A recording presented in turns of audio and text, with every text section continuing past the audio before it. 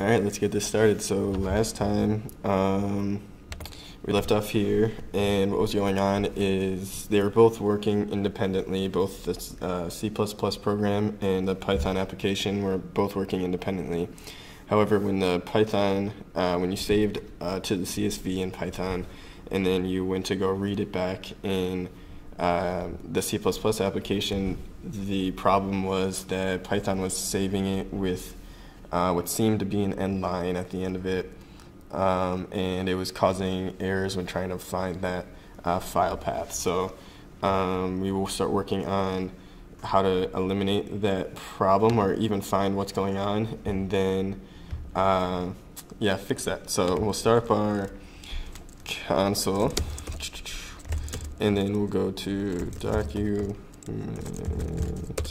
cd cpp cd I think part 1, yeah, cd part 1 and cd, oh, it's ls, I think it's book, address book, cd then, is it book? Yeah, ls, and then cd book again. And then we're going to want to run Python. And then actually what we're going to do is we're going to go to add and we're going to change that file name. So we have that here. Ooh, nope. And we're not going to do that. This one. All right, so we're going to change that file name, and then we're going to change the file in C++ as well. This is so that the only things that we're reading in is what we're going to be saving from Python. So we'll change it to 2. And then we will go back to here, and then we'll start it up. Address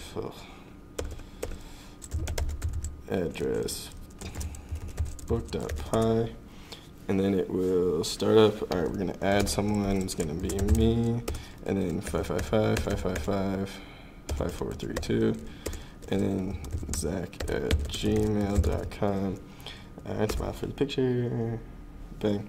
All right, and then we're going to add one more just to kind of see what's going on. So we'll add one more, and it will be John, and then 1 2 3 1 2 3 3 2 1 4, and then we'll do gmail.com. All right, yeah, smile for that one too. All right, so then we'll just show all, make sure. All right, and then we will quit. So we'll do 5. Quit. All right, so then we'll go here, and what we're going to want to do is, so we know that there's something at the very end of the string that is causing a problem. So if we knew what that was, we could do if, and then we could do, well, as long as it's not empty, input I dot empty. So that's just saying if it's not empty, that's what the exclamation point is for. And then we also going to want if and we would put input I, and then we would do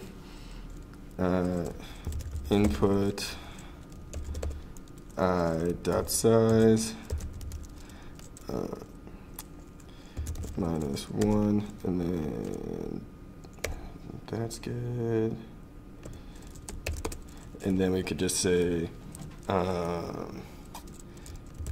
input I equals input, and then equals something. So usually 30, well, we don't need that. 33 is the standard end line, so that's what it would be. But then we would do input, we would basically set it to equal to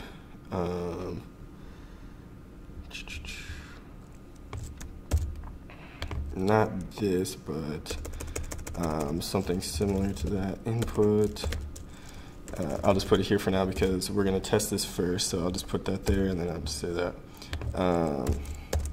So we'll comment that out for now. So that is saying this if statement would be if it's not empty, which usually it shouldn't be, and also if the last character, that's what this is getting, if the last character is equal to 33, then we want it to This is also a function, but we'll get to that. Then we wanted to go in here and take away that 33. So this isn't the code to do that right now, but we'll get there. We just want to find out what that is right now. So that's what we're working for. So we need to find out what that character is, and we need to double check because we're assuming that it's going to be n9 because, yeah, that makes sense, right? So we're going to say char a equals, this is dummy, I think I already defined it. So char a equals, and then we'll just set it equal to this. And then we're going to say, we're going to want to do int then, int a integer, or integer a, well, it doesn't really matter. Just for looking back purposes, int a. And that will change characters into an int, and then we will, I think I already defined this, cout character, and then we're going to go ia, and then, and the reason that we have to do this is because if we initially wanted to, we'll change those to 3 because that's the one that we know is wrong. There's the last one, that's the image name. The reason we have to change it to an integer is because if we just printed out the character, it would print out an n line and we wouldn't be able to see what it is. So if we were to run this right now, we'll save it, we'll build it again and run. So if we were to run this right now, hopefully no errors. Yep. 103 is the character that we're getting back. Let's see if that's, I'm not sure if that's right. Let's see, well, we could check. So when I did this before, I didn't get that, so we'll see. So we'll do ASCII table. So ASCII is basically, will tell us what the number should be. So if we go here and we're getting 103,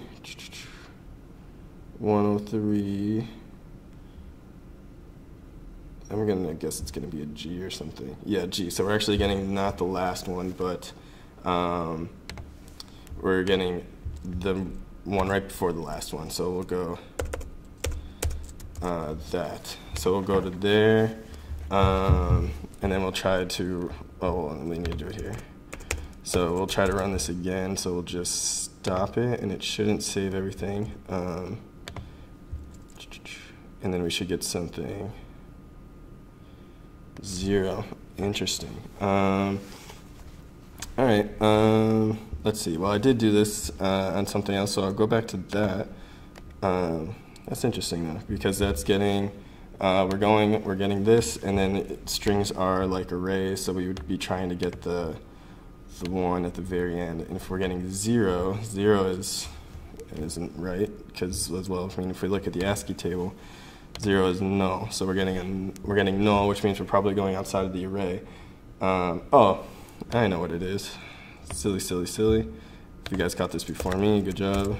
If not, that's all right. All right, so we're actually going to do that -1 because, yeah, like I said probably a couple of times in this, if you try to access the exact size of an array, which is what we were doing there, you're accessing actually outside of the array since we count from 0.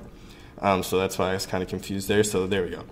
All right, so that was right, and then we'll go back to here, and we'll build.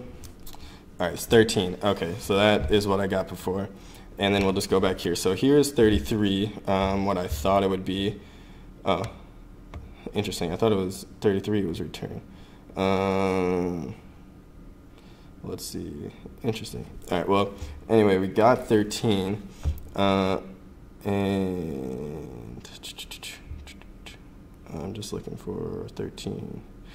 There it is. So that means, so it's a kind of like a return, but it's like a carriage return. So it's just it's acting like an n line. So that's what we're getting. So I thought it was going to be 33, and apparently that's a silly assumption. 33 is just space. But we're getting 13. So that is how we would find it. So I mean, even though I thought wrong, it was good to check. And since now we know how to kind of look at the ASCII table and figure out what a character is, we can go through this and solve this. So so let's see. So we know it's 13, so that's the number that we're going to set this thing equal to. I hope that made sense, what we just did. So we took a character because we were trying to figure out which one we're trying to look for to kind of get rid of it. So that's what we're going to do here. And then we're going to take this away now. But we did, yeah, we wanted the character at the very end to look out for when it's saving from Python. And that's the one to look out for when you're saving from Python. I guess what we could have done and what you can do is do one with just the C++ application and then compare and contrast to see if you're still getting that as the last one. You're most likely, since we actually did that in the very beginning. We were getting G, which was 103. So we can see that it's saving an extra character at the end when you save with Python. And then we're going to try to get rid of that by using this. So then we're going to delete all that because we don't need that anymore. That was just for finding out what we needed to put here. So then we're saying this. So then we're going to have to do substring. We're going to do input substring. Substring is not defined. So we're going to have to go get a substring, and it's going to have to return, it's going to have to go, and it's going to get 0 up until this one. So we would probably do something like this if we were trying to get, but that's not going to work. It's so I think it's dot substring. Yeah, that's what it is. And then we would do 0 up until there. All right, so this should do it. Let's see, so input equals input I dot substring, and then we're getting from the first element up until that last element here. So what we should get if we output that character A again, well, it doesn't even matter. As long as if the image shows up, we know we did it right. So that's what we're doing here. We're getting up until that last one. I think it goes up into it and not all the way, so we'll see. But it should, because if you were to put the full size here, it would go up until that 13. So this should be right, so let's run it. All right, and then we're going to do get by, well, we'll do 2 to show all so I can get by name. So I put a capital Z there, so 3, Zach. So yeah, it at least showed, so it showed a black picture, and I'm blanking on why we got a black picture last time, but it's still a picture, so it's better than getting an error, unless I don't think we got an error. We can check back up here.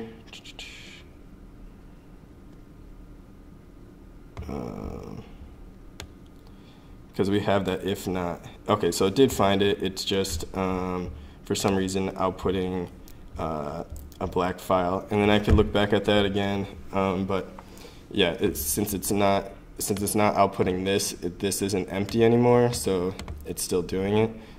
We could always go back to here. Oh, you know what it probably is? It probably is because I have 2 of the same. So I know what we could do then. If we could do Joe, then Joe will probably work. 2 show all, or John, because I don't think I had a John in that last one. 3 get by name, and then we'll do John. Yeah, that's, see? All right. So what is happening with this Zach one, and we didn't program it in because it's just kind of we're not doing really error, trying to think about errors that we might actually run into. Like if we were, we would capitalize the names every time we would go to get them. We would capitalize every letter, and we would also make sure that we didn't save, that there was no chance that we could save to the same image. Like this, we're just taking Zach and we're just saying like Zach.png. So clearly if I type in Zach again, there's going to have 2, and then that's going to cause a problem. But there we go. So that works. Yeah, and just to make sure, I'm a little paranoid about it. We'll do add, and we'll do Johnny. I don't think I have Johnny there. 1, 2, 3, 1, 2, 3, 1, 2, 3, 4, and then Johnny at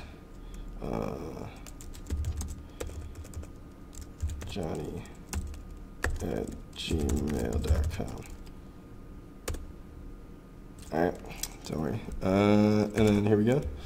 Alright, so then we'll run this again to show all. So then we're going to do 3, and we're going to do Johnny. Yeah, there it is. Tongues out, everything. Alright, sweet. So we just problem solved that pretty quick. Only took about, well, it took a little longer than I wanted, but it's alright. We'll now jump into what the course is for today, and I think it's pretty cool for today. We're going to go, I'm just going to show you guys quick. I did it on my computer just to show you guys. It's going to be pretty cool. Finally, we're getting to the good stuff, I'd say, which is nice. So we'll go to class 4, and then we'll go to Qt testing, x34 release, and then we're going to be able to build our own. It's going to look like this, and then you're going to be able to add and do everything and whatnot. So we'll do Zach, and then we could do 555, 555, 54321, and then Zach at gmail.com. There it is. So then, yeah, so then we would be able to do that. So that's pretty cool, and we're doing that right now. So let's get started with that. We'll also do something in Python that's very similar to that. I think I actually have that. So Qt testing. Let's go class 4 maybe. Yeah, so I won't run it, but it looks the exact same. So I think this is an exciting class. So we'll start. So to begin, we will go to Qt. This link is in the downloads part of this. So we'll go to Qt downloads. That is, you could Google that. And you'll go Qt download.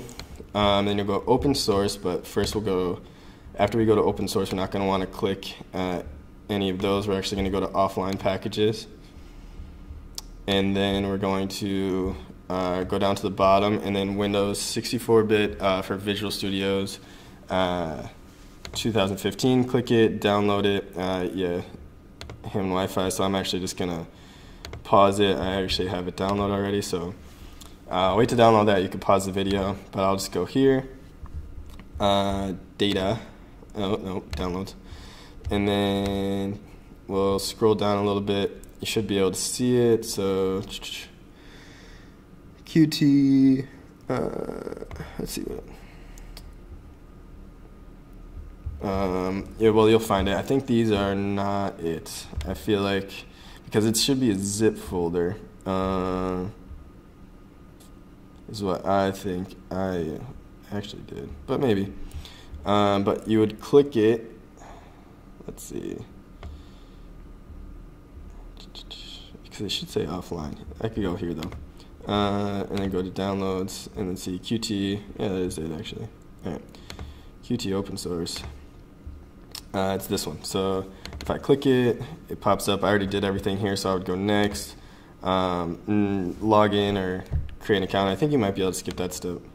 Logging in, next. And then you would go to here. So this is the path that I have it saved to right now, so I won't go to the next part. And then after you do all that, you're going to want to, actually I'll do the, yeah, because that already contains it. But there's 2 checkboxes, and you're going to want to click them both, because it's Qt, it's going to install, it's going to say probably Qt 5.6.3, and then it's going to say tools. You're going to want to click both of those. Install to this directory for your C drive. Yes, I want to exit. So then if you go to my C drive, we'll see that it's Qt, and then there it is. So that's pretty good. And then the next step you're going to want to do, you have to do a couple of things to finish setting it up, is you're going to go to project, or tools, extension, yeah, tools, and then we're going to go to extension and updates. And I already have it installed, but you're going to search for Qt 5. It's going to say, and it's going to be this one here, so it's going to say Qt Visual Studios, but I already have it installed, so it's not going to show up.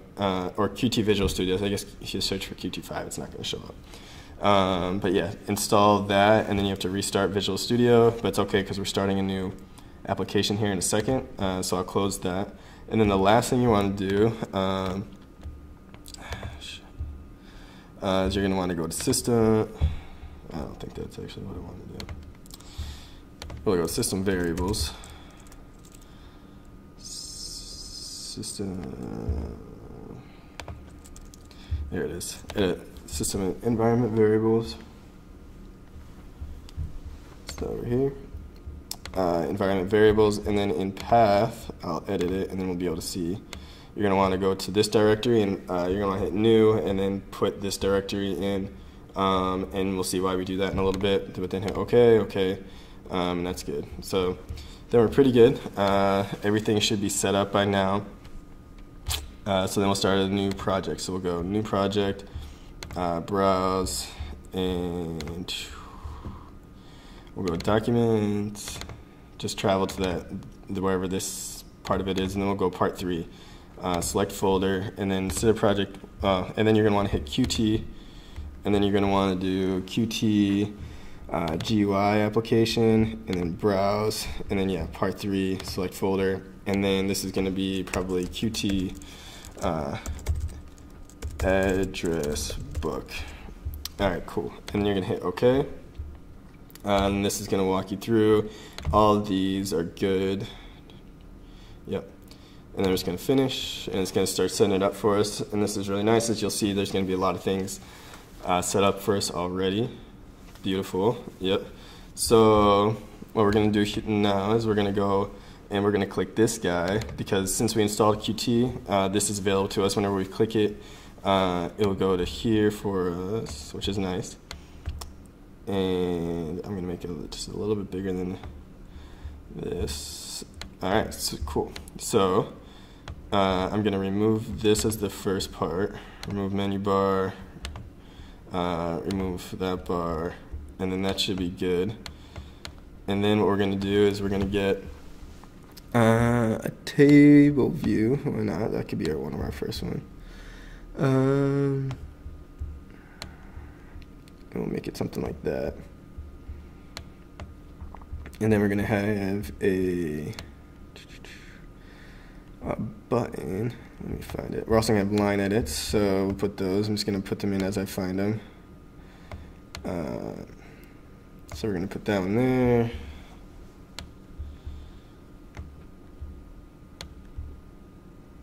That one there, and I'll probably change them as soon as I get all 3 of them up there along with the button. And then we're also going to need that button as soon as I can find it. Push button. Probably you guys probably can see it. There it is. All right, so cool. So then we're going to need that push button. As you can see, it doesn't look the greatest right now, but we'll get there. So then just kind of eyeball it. There's definitely, you could definitely go into this a little deeper and kind of figure out when they're the right size, when they're too big or too small, but this is kind of a quick demo of it, but you'll still get a pretty cool product at the end of it, so that's pretty nice. And I'll go over here a little bit, probably right there, and right here.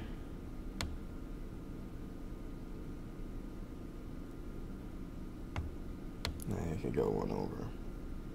Come on, there she is. All right, and then we'll go right there as well. And I like to have everything kind of lined up, so we'll go like that. And then the last thing we need are labels, I think. Yep. All right, so then we're going to put one label there. I don't want to do that. And then we'll put another label here. And then we'll put another label here. And then we'll go to the main window. And this is just all design right now. Actually, we're going to need another label here. And this is actually going to be for our image. We won't get to that for a little bit, but here we go. And then we're actually going to go to change some of these values right from the start. This is the only, I don't really like to use the designer. I think it's cheating a little bit, and also you kind of lose a lot of functionality if you were to purely use the designer. But the designer, just for setting things up where you want them, is really nice, and putting in the values you want them to start off with right away, at least for text values. And also adjusting the name is nice rather than having to do that. It just takes up lines within your program if we were to do it the other way. And I just dislike a lot of lines, especially for doing something quick like this. So I'm actually going to call this one image label, object name, and then we're going to go here. We're going to call this, our contacts are going to go here, so why not call this contacts view. That sounds good. And then we're going to change this to add contact button. And then we're going to change the text to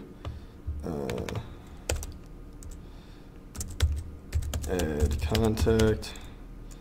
Good. Then we're going to go to this one, and we're going to change the text first. And that's going. This one's going to be email.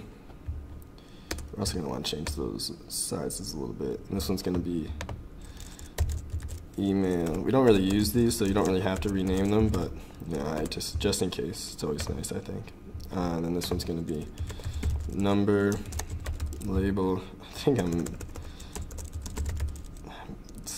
interchanging underline and camel case, so there's always that. Number, and then we're going to go here, and then name. It's going to be what the value is, and then we're going to put name label. All right, that's pretty good. I think we have everything that we need. Oh, did we change? No. All right, so that's pretty good. Yeah, we have everything we need. It kind of looks similar to what I had down there. And then we're going to do, we clicked on this, and then we're going to go to palette, and we're actually going to change window text and everything just so to keep it all the same color. 681. This is just the color I use for my website. We're going to use the icon for my website so that everything kind of stays the same. I probably should have copied it. That would have been nice. 31681. Now I'll do that so I don't mess it up. Okay. Let's see. Button text. Everything's just going to kind of be that color, except for the background. I really like the background to be white. Yeah. So we'll put that here as well. Oh no, button text button text we want to be white, so we'll change that back to white because the button's actually going to be that color. I think that should work, except for everything but yet this one is we're actually gonna need to go into here, and we're gonna have to go to change style sheet, and the style sheet's gonna be Q push button, and then we're gonna go color white, background color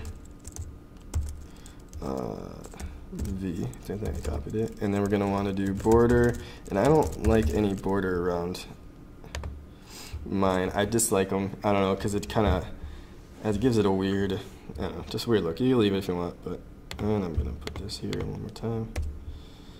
Apply again. Okay. So as you can see, the text might be different sizes. We can get to that. We can even probably do it now. So here we'll change this. We'll change it to, let's go 12. Okay. Yep. We're going to have to make that a little bit bigger in order to include it. We're going to move these. Ooh, what did I do? All right. Going to have to move those just a little bit just to keep them center. All right. Add contact. We'll go in here and make that. 12 might be too big, but we'll try it. Perfect. All right, cool. So now it's looking a lot like what we had before. I mean, what I had on the other one. Let's see. I think you could also go into here and stop it. So we're going to come into here, and I'm actually going to change the title. I think you can do it in here. Yep. We're going to change it. Well, you can put whatever name you want. Mine's going to be Zach's book. All right. and then we're going to hit Control S to save it. I think you could probably do file save up there as well. And I'll just minimize it. You could probably close it if you want to. I'll actually close this.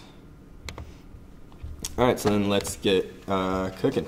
So the first thing that we're going to need to do is set up our, well, you guys don't really know what, ooh, that's interesting. I wonder why those have errors. Interesting. But either way, they shouldn't.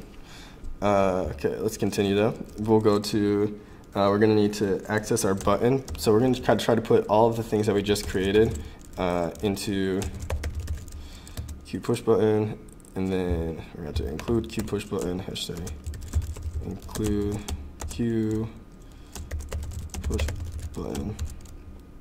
I guess that works.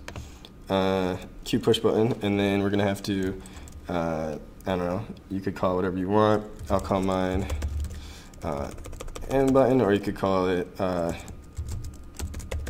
add button, and they're actually going to have to do a pointer to it, so make all of these a pointer. And then we're going to have to do Q line. We'll probably have to include that as well, and then we're going to call Q line, there we go, name line, Q line, and then we're going to do number line, and we're going to do Q line, and then we're going to go to, and I don't know, this is strange, because usually I keep that lowercase. I don't know why that's giving me an error. Oh well, we'll figure it out. And then we'll go email line. So we're just getting all those line edits. You can also call them edit, I guess. If you didn't, if you want, you could put line edit there if you want. And then the other one that we're gonna need is we're gonna need that label that we made, Q label, and we're gonna need that for the image label, image label. All right, cool. We're gonna need Q label. Include Q label. There we go. All right. So yeah, I'm really confused by that. All right. Well, all right. So then we have all of the variables. So you guys might be a little confused on what's going on with this .h and .cpp. It'll come more clear when we get moving along here in a little bit, but basically this is going to have all of our declarations. So we're declaring everything, and C++ is going to go to that header file, and it's going to look there and see what's there, and if something's there, it's going to know that it has to access. It's going to be the same name .cpp, and within that CPP, all of these things are going to be used or defined. And if it's, you don't have to declare it then in the CPP, and it makes a lot of things nicer to, a lot easier to read. So if somebody wants to know what's declared, they go to your header file, and if they want to know how it's used, they go to your CPP. Header files usually can tell you a lot about the application without having to go through all of the functionality that you use with it. So I'm going to go here. Okay, that looks good. I don't know what's going on. It's messing with me. All right, but it doesn't complain here, so we'll just keep going. All right, so first we're going to have to use that. Actually, we forgot to declare one, I think. We're going to need access to our that view as well. So we're going to do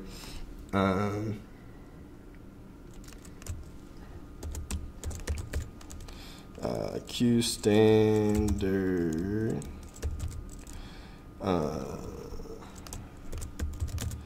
item model, and then we're going to call that model. And this is going to give us access, even though it doesn't look like it's going to be a view, it's going to give us access to that view. And then we're going to have to include it, hashtag include Q standard item model. There it is. All right, and that should go away. Yep. All right, cool. So let's go back into here, this one. So we're going to do model equals new Q standard item model, Then we're gonna want 0 for the first one, 0, 3, and then we're gonna want to put it on this. This is just saying kind of the screen basically. So then there's that, and we're getting a little bit of an error, which is a little concerning.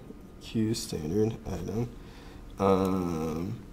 Model is equal to that. Well, I'll just keep pushing and getting a little bit of weird stuff, but you know, when haven't we gotten that in this class? So then we'll go contacts, view, and then we will set, also I know it's going to give errors there, so we just have to be confident in what our thing is. So we're going to go set model, and we're going to set it to that model that we have here. So what we're doing right here is we're creating a item model, which is going to be able to contain items, and those items are going to end up being our names, like our names, numbers, our contact information. It's going to be, each item is going to be its own contact information.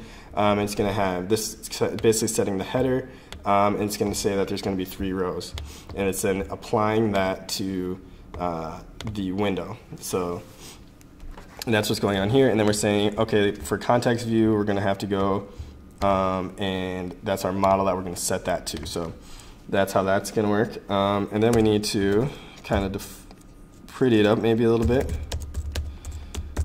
So context view, we're going to say set.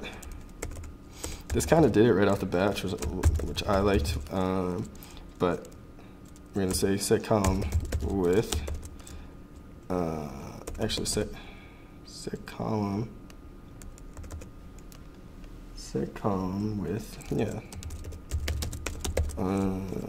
0, and then we're gonna do UI dot context view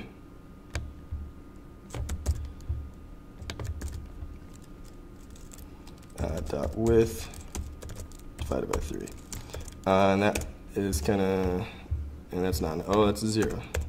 All right, so there we go. So that is going to set that first one. I know there's going to be a lot of numbers here that kind of look alike, but it's going to kind of divide name, number, and email into 3, the headers into 3 sections, and we're actually going to, because of the borders, are actually going to be 1 pixel each, so we're going to have to take away a pixel. So it's going to go in and set those. I just kind of want to see what it's saying. No instance of,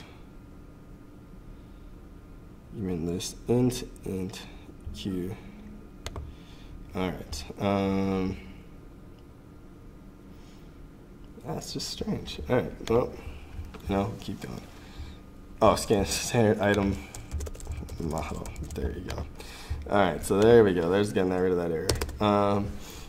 And so this one is basically saying, so set 0. So if we had, I'll kind of go back to it. It's going to be more intuitive when you guys see everything working together. And then the last thing that we're going to do for the context view, jeez Louise, talking about a dog. Last thing we have to do for context view is set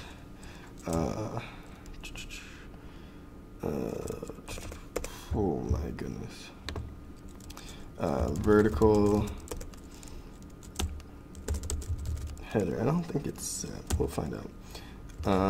No, because then now it's set visible, and we're gonna say false. So we don't want it. I'll comment that line out so you guys can see that later. But yeah, so we don't want that, so we're gonna have to set that equal, and then we're gonna do model set, and then we're gonna want this set header. Did I actually set it before? Where is that? No, okay. Set header data, and then we're gonna have to go to 0 again for that 0, 1, and then we're gonna go qt, and then we're gonna go header, no, horizontal. There she is. Horizontal, and then we're gonna go q object, and for table row, and the table row is going to be all caps or not. Name should be good. All right, and then we're actually going to copy and paste, and we're going to do that a couple more times. So anytime we change model, we're gonna think of model as that table view. And so basically what's going on is it's gonna be, this is setting what it wants, what the headers are gonna be. So like as if you guys remember back to when I showed you it a couple minutes ago, what the final thing is gonna look like, it's gonna say name, number, and email, so that you know what is in what row. So that's what this is setting. So 0 is going to be name, 1 is going to be number, and 2 is going to be email, and then this is setting the width for all of these. So the contact view and model are kind of interchangeable at this point. So that should set up our contact view. I mean, if we save it, build it, we can see what happens. I'm assuming we'll get at least one error. Because of that strange thing in the header. Would you like to continue? No. One failed. Set model is not. Interesting. Cannot source file UI Qt. Yeah, that's not a thing. I don't know why that's so weird, because it's not a header file. So I don't know why it's trying to include that.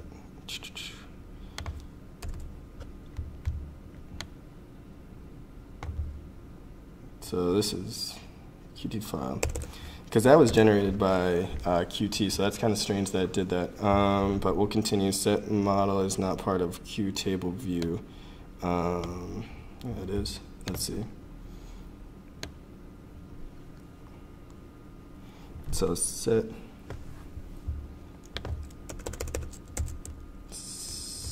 model, maybe. All right, so that takes care of one of them. Set model UI is not a member of UI. List of context view must have class struct union. Width must have class struct union. Oh, this is UI doubles. All right, we'll take those out. No. All right, so we're gonna keep going. So set visible. So we can error check that one. So table view set visible.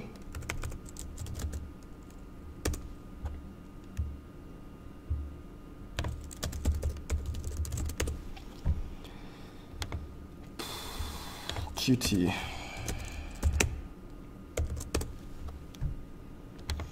So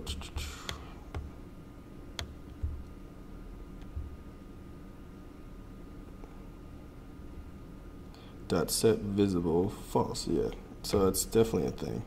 We'll just copy it, because why not? Maybe add a capital, I don't know.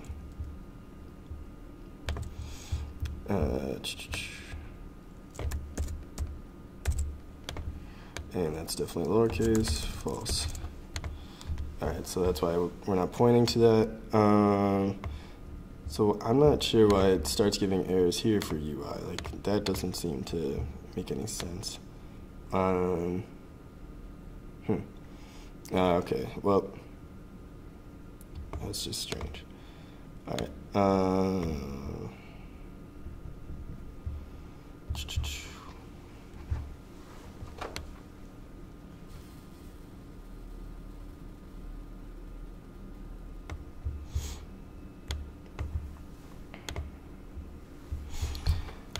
Let's just go through this real quick. Expression must have class type. Oh, that's the heat. Alright, well, what I'm going to do is I'm going to open up that one that I did before. Because of that UI problem, I'm a little confused on why we're getting that. So Qt testing. So we'll go to the header, and we'll go up. That's going to be line edit. I think I did that. Yeah, see? That has it. UI, so I think it's on Qt at this point. Yeah, but we'll copy all these, except for that one. I'm just confused by why it wouldn't. Oh, man. Sometimes. It's not a perfect system, but you know, you would hope it would be. Oh, now it found it. Okay, well, it's not giving us an, oh, it is, actually, I don't need that yet. It's not giving us an error on that part anymore, so that's good. These are actually going to be, when I look back, they're going to be line edits. So line edit, line edit, line edit, boom. If you want to see those things that I copy and pasted, you could put these in here as well. Yeah, okay, so UI should be good now. What the heck? Maybe it's a pointing to it.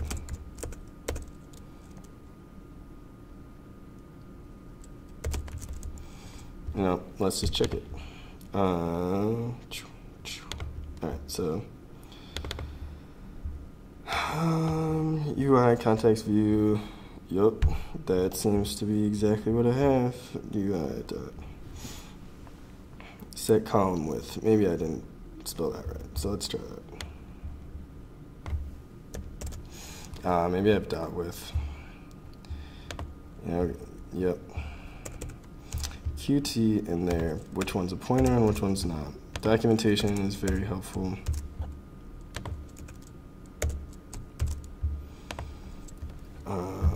Okay, so then maybe this is, one of them's not a pointer, well maybe one of them is a pointer, I don't even know at this point. Let's see. And then maybe one more. There we go. Alright, so we got those at least. Let's try to build it. It still says errors on there, but you know, we'll keep working with them. There we go. Alright, cool. So it doesn't have name, but they're all, yeah, okay. Alright, so they're there, it's just they're hidden, so we'll go back in there and change that. So I'm curious on why, if you guys saw, because I said, there we go, 2, and then we'll go back to the designer, and then we'll kind of, we'll go here, actually go to the palette, and we'll do maybe light. Nope. No, it's gonna be hashtag, I think 315, oh, yeah. All right, 315 and 681. Okay.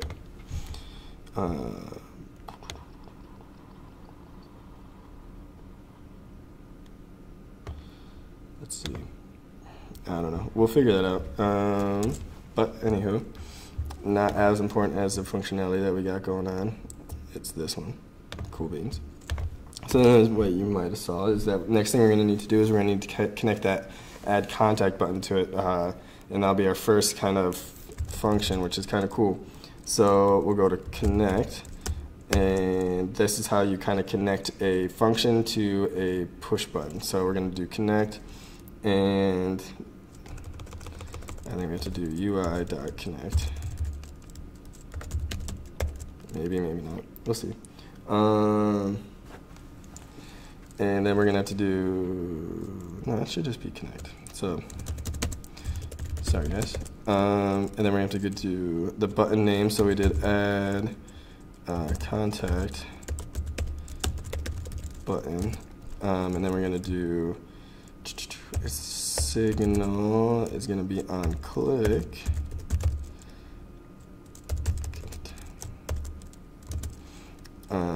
I called it on contact button, right? Or maybe just on, So we're gonna go back over here and see what I called that dude. Q push button, add button. So the add button. Got it. All right, there we go. All right, so then clicked, and then it's gonna be, it's on this, and then we're gonna have to do a slot, which we'll get to in a second. Slot, and then we're gonna do handle button, or handle click, why not? Let's do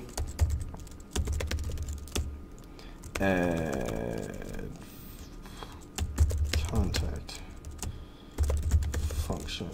I don't know. All right, so we'll do that. So now we're gonna have to go define that function. So to do that, we'll go back to here, and we'll have to go right here, and it's going to be private slots. Nope.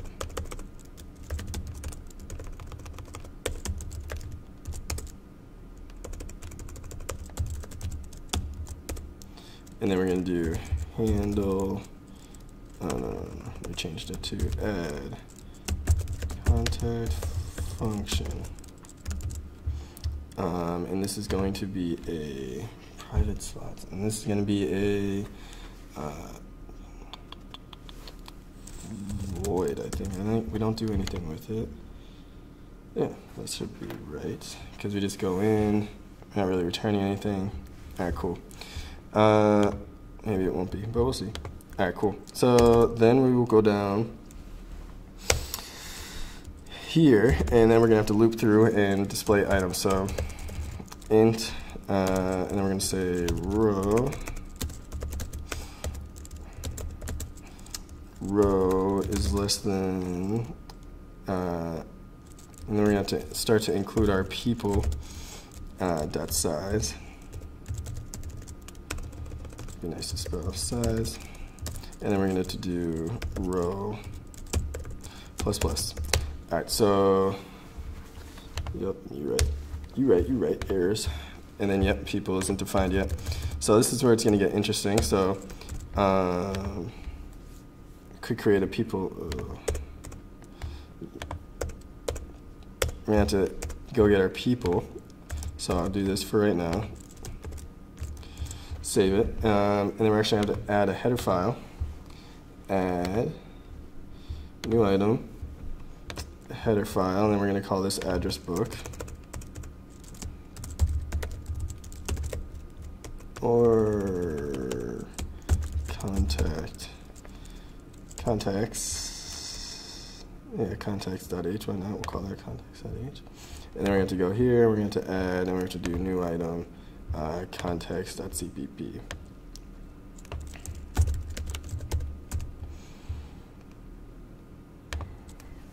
Contacts.cpp. All right, cool. So then what we're gonna have to do is, do we already have? We don't want that because you guys don't have that. We're gonna open up the book solution of ours, and then we're gonna get kind of just copy everything over, and that, yeah, we're gonna need all those. Just copy it all. All right, cool. So then we're gonna Control C, and we're gonna go back here. We're gonna go to our contactbook.h. No, I lied to you guys. Sorry about it.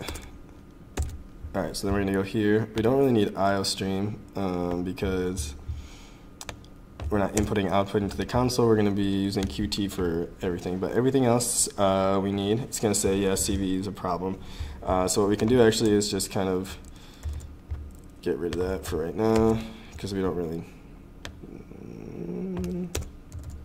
it's gonna get mad, but yeah. All right, so yeah, get image is a problem. Yep, we need read CSV, but instead of all of this, I'm gonna do read CSV.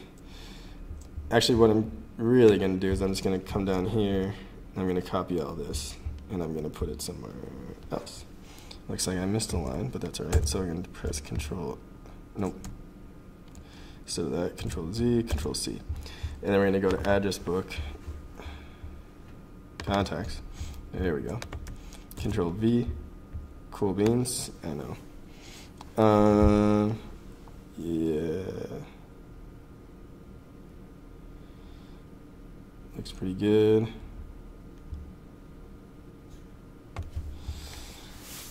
What we're going to need though is should I include contacts .h. Yep, and then all that should go away, a lot of it at least, and then we'll go to the main function, and we don't really need this right now, but it is going to be useful, so I'm going to Control exit, because a lot of what we're going to be writing is going to be within the Qt CPP is going to be relevant to this. So there we go. And I'm just going to go down here. Yeah, we need another. And then I'm just going to do boom, and then paste that. Because we will need to copy and paste from there. But in the meantime, I'll go back to this one, which is going to be riddled with errors. So this is just for defining things. So it's for defining what we need from C++, from the libraries, and it's for defining what variables we have within this function. So we're actually gonna put it, just define the function rather than describing what it does, adding the functionality to it. Same for this one. Just defining it, and then everything else can get deleted, I believe. We might need those, but I don't think so. We'll see what happens. Yep. All right, seems to be good. So header files, like I said, they just define everything that we use within this. So if a function is described here and it's not included in the header file, it will get mad at you. So yeah, you can't do that, but where's everything else? Oh, I'm in the wrong one. There it is. Yeah, so everything that we use is then just, you have to redefine the function like lines like this, and then yeah, kind of describe what they are, and that's where all of the base, the bulk of the code goes in here, and then yeah, the header file is just for defining what it is supposed to be. I feel like that was a terrible explanation, but you know, it's all right. You know what we can do is we'll include, so it doesn't get as mad at us, we're going to go to properties and we're going to include CV. So into this application, general, and then we're going to go down here and we're going to go edit. We've done all this before, all the way at the end, and then I'm going to do browse, C, and we're going to go opencv, if I can find it. There it is. Opencv, build, build, include, select folder. Okay. Yeah, and you want to do this in release. You actually have to do it in debug as well, unfortunately. So we'll go back here. Cancel. All right, so we'll do everything in here first. So then we'll go to the libraries, the linker, general, additional libraries. We're going to go down here, and then we're going to get edit. As you can see, it already included the Qt libraries for us, which is nice. So we're going to go back to opencv, build x64, come on, 14, and then lib, and then you're going to put OK. And then we're going to go to input, edit, and then you're going to have to go all the way to the bottom again. I think because we don't want to include it there, we want to include it here. Value. All right, maybe. Well, I think it's there. All right, so we're going to have to include that. Just this is all like the last video. That's what I'm doing. v14, lib, and then we're going to release. So we're going to copy, rename. Control C, paste, okay, and then we're going to apply it, and then we're going to go to the debug, and we're going to do the same thing, and then maybe we'll go, we'll go edit, and all the way to the bottom. What I was thinking was it might be an active debug, but I think debug works. Oh, we're here. So actually what we can do is we already know what we're going to have to put there, but then there's going to be a D, so we're going to go OK, and then we're going to go to general, and we're going to go to edit, and all the way here. Nope. And opencv, build, x64, v14, lib, select. Okay. And then we're going to go to here, and we're going to go general, and we're going to go to that include file for this as well.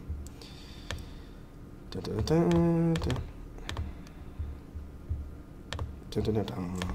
All right. So and include select. Okay. Apply. Okay. So then if we go back here,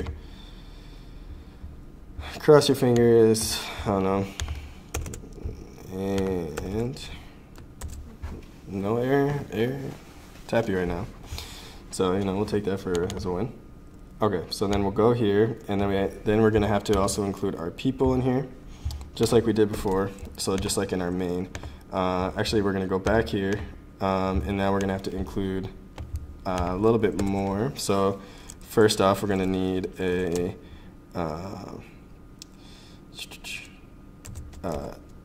std vector person.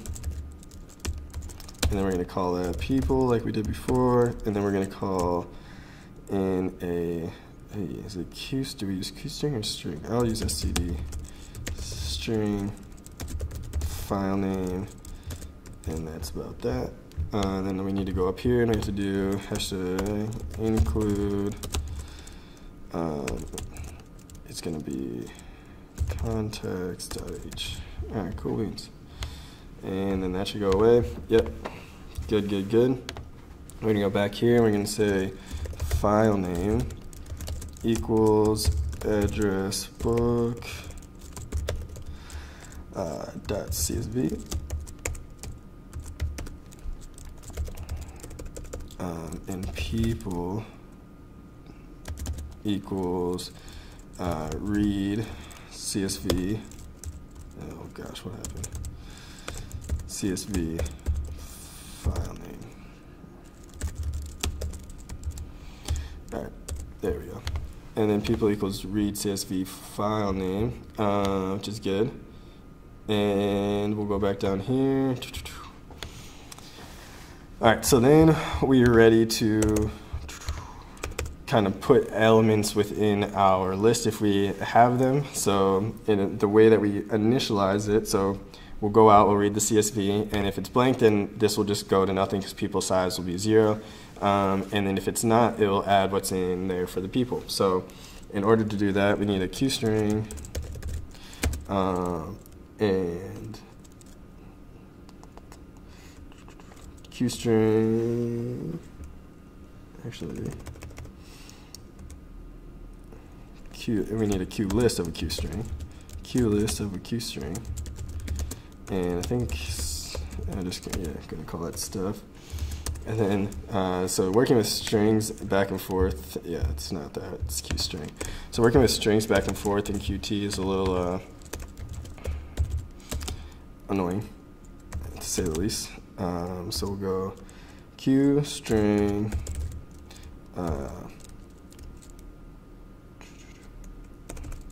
QString from std string people row dot get name, and yep, and then I'm just gonna copy that.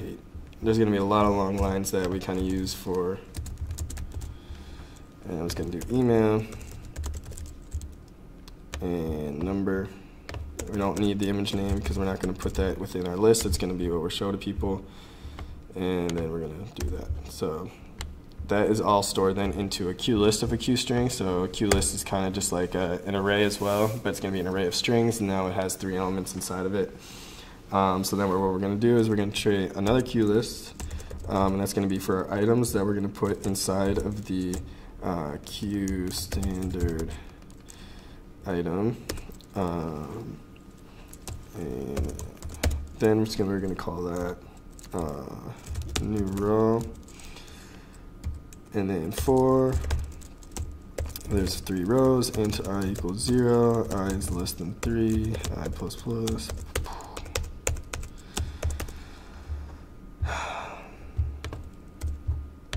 We're going to go and we're going to do Q, because then we have a Q standard item,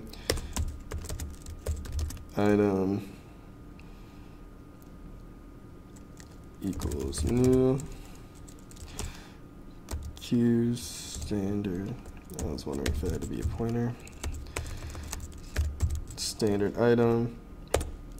Q standard item. And then we're going to go stuff. And to access Qt sometimes, I'll tell you. So that's how you access the a list within Qt. You do the at function on it that it contains within its own class. So, and then Qt I. So instead of the brackets I, it's at I. And then we're going to do after the equals new item equals that. And then I'm just going to go back. I can't go back. Let's see. And then, so it's going to be that. So I think new row dot append. New row dot append item, ITM. Try that. See if that works. Model, and then we're gonna do append row, and we're gonna do new row. All right, well, no errors, so you know that's always a good sign. All right, so then next thing we're gonna want to do, so this should close our, that closes our for loop. Let's see, is that what I want to do? Yeah, okay, that's what I want to do. That's it. All right, and then where's that line? Okay, cool. So like I said, we defined two functions now that we defined at least one function already. I'm actually going to get rid of these. Yeah, I hate using namespaces. If I don't have to, you fucking. Yep. Guess what? We're using namespaces today because we used them before. So I usually never program with namespaces just because it's bulky and I hate it. But I did that for ease of use, so you know, continue with it. All right, so then we have a void, and we have add contact function that we defined in the header, and then within this add contact function, we're going to want to basically do this again, but we're going to have to get the stuff from.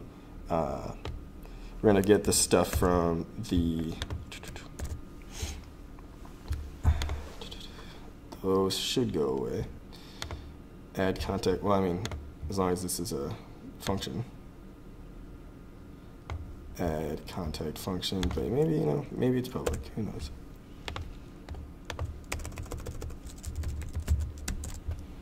Let's see, and then maybe those will go away.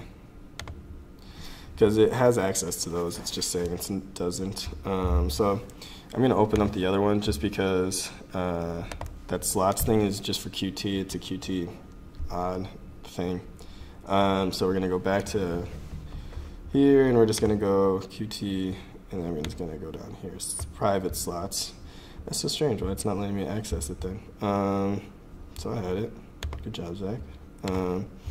Because people is defined within the class, but it's just not letting me add contact function private slots.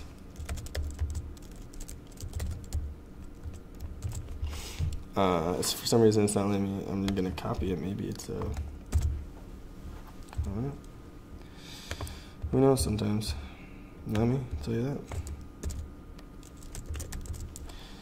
People should go away. And it doesn't. Alright, well, we will come back to that. But anyway, yeah, so another thing that we're gonna have to do is we're gonna have to get from that add. So we're gonna go name, edit, name, what do I call it? Name line equals go Q string name equals name line dot get. Maybe it's get text.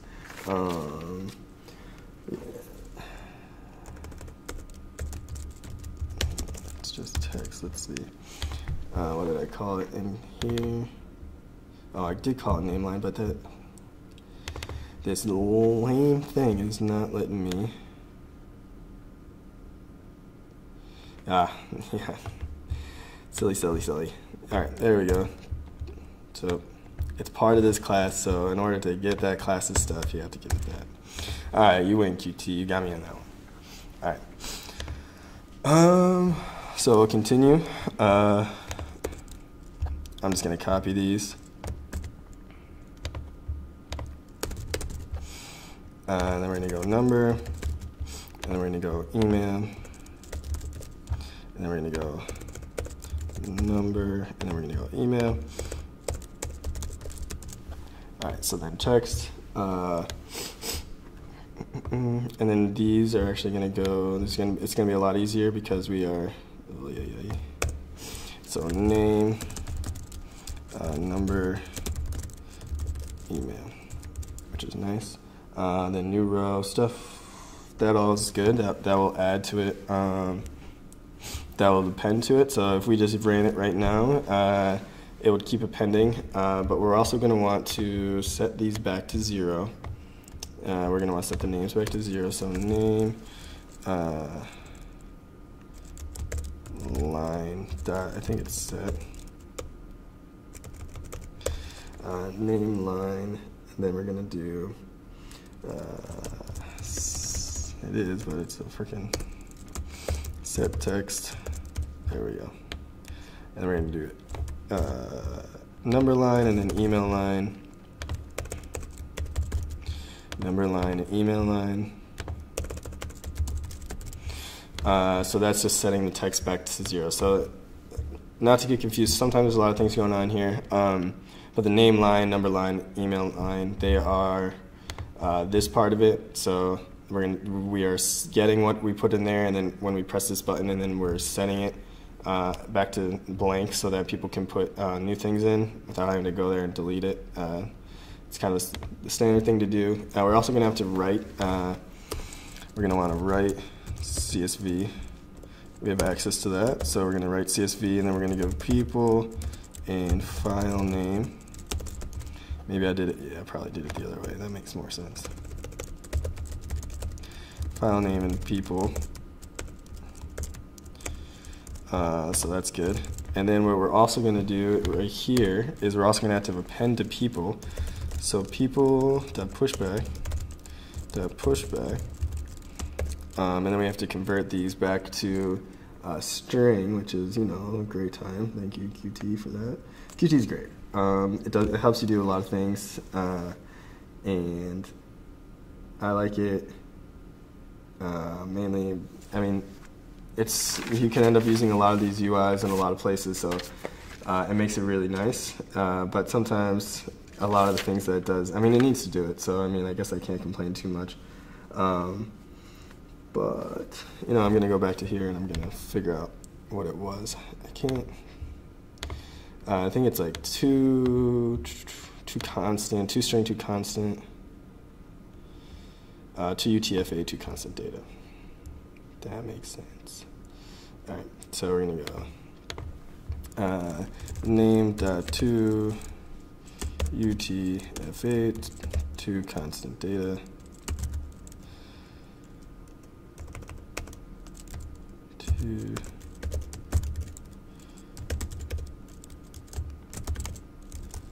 data? Something like that? Or is it const data? It might just be const data. There you are. No. And then we're going to put in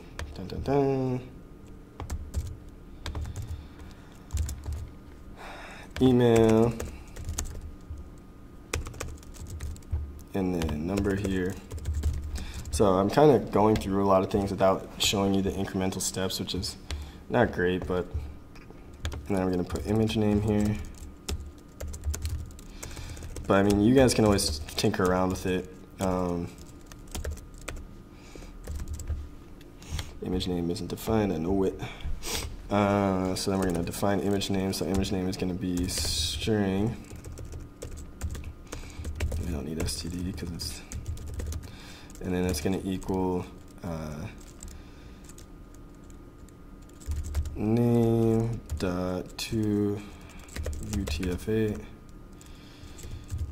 F8 to const data. All right, so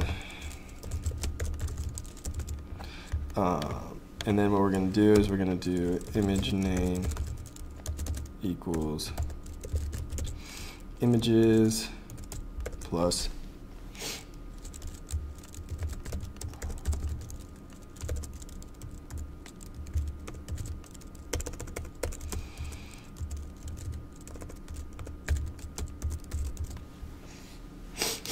oh yeah, only Python lets you do that. That's nice. All right. So then we have image name back here. Yes, so why are you giving us person people.pushback 1, 2, 3. Why are you giving me a problem? I don't understand. Address book people. Yeah, I understand. I don't know.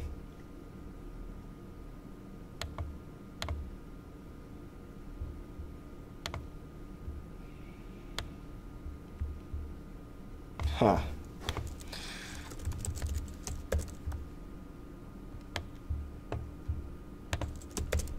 Forgot to put it in the person identifier. All right, there we go. So then we push back to people so that when we write to it, that's what we're going to get. Did I really do that? Okay. Yep, so that when we write to the CSV with people, it's going to have that new person in there. So then we're going to have to actually get that image. So to do that, we're going to go back to our I think we put it in context down here, so then we're going to have to go here, and we're going to have to go here, video, mat, mWrite, people push back, okay, cap release, cool beans, and then we're going to go to this part, and right here, that's what I'll do it. So video capture, and then we're going to do image name. But actually, we're going to have to do a couple of things before that because, you know, it's actually a lot better than Tkinter, which hopefully we get to today. I think we will. Tkinter takes a lot shorter amount of time than this process of Qt, but Qt is nice just because you get an exe then, and you can run that from anywhere without the command line. People like that a lot. I would much rather run with Python, but it also looks a little better in Qt. I mean, you get what you put in. Yeah, so we're going to have to do just a little bit. We're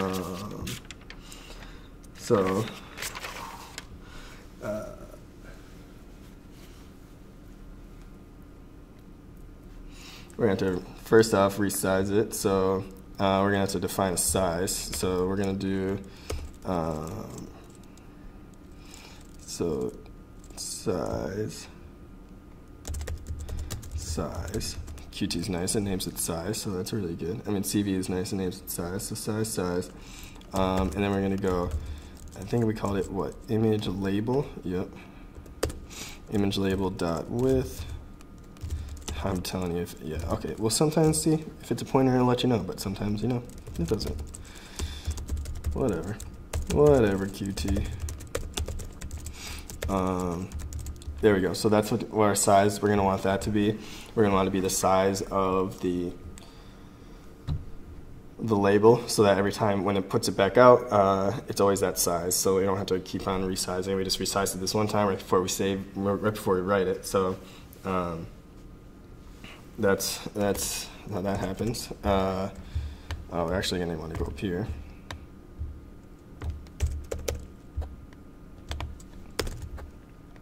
We're actually going to take this out. We're going to go to our header file here. And something you guys might, I don't know, maybe be confused with. I don't know. So these two, because even though we didn't include CSV here, I mean, opencv's header here, because it's within context.h, it knows about it. So it accepts those formats. So then we're going to have to do image. We're inputting the image, and then we are sizing the image, then we're going to write the image. right image. I think actually the image name goes here, I thought. That's just me. Yeah, we don't need that anymore. Then release, and then we also want to show this. So in order to show it to the screen, we're going to have to first convert it to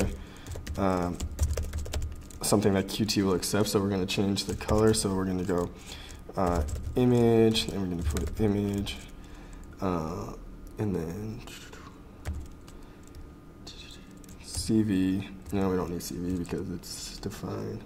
Well, maybe CV BGR2 RGB.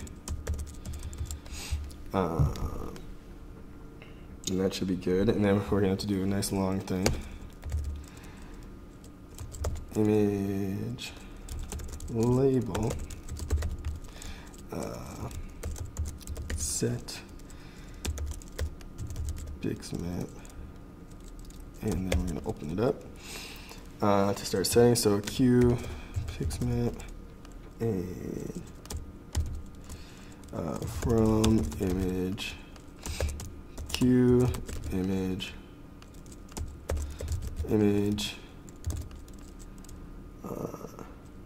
dot data, and then image dot calls, then image dot rows, column and rows, and then image dot steps, I think. Dot steps, step maybe, and then Q image, Q image format, RGB and 8 to 8. Try to see what that does. I don't know. Maybe not. Image label. What you saying? Huh? Are you not? Did I not define it? Let's see. Oh, I didn't define a lot of these. So model. So then we're also going to need to put name line equal UI dot name line equals UI dot name. No. Did I not rename these? Line edit 3. Gosh, I named the labels, but I didn't do these. Jeez Louise, slipping today. All right. Name edit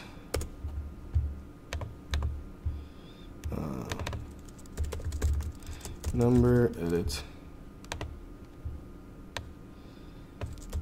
email edit. All right. All right, equals UI dot name edit. Sometimes it takes a really long time for Qt to be aware that that's actually there. Number line equals UI dot number edit. Email line equals UI dot email edit. Let's see. And then what else do we need? We need the image label. Image label equals UI dot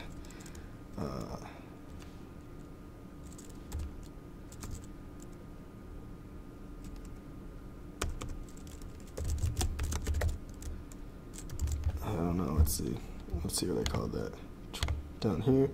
Image label. Okay, good. And then what did I call it here?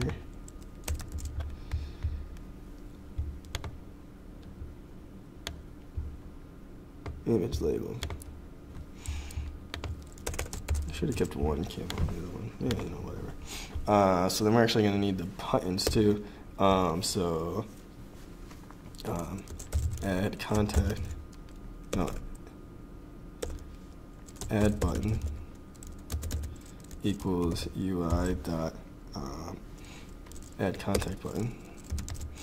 I think that's it. So we almost had a disastrous situation, but we escaped it. Image label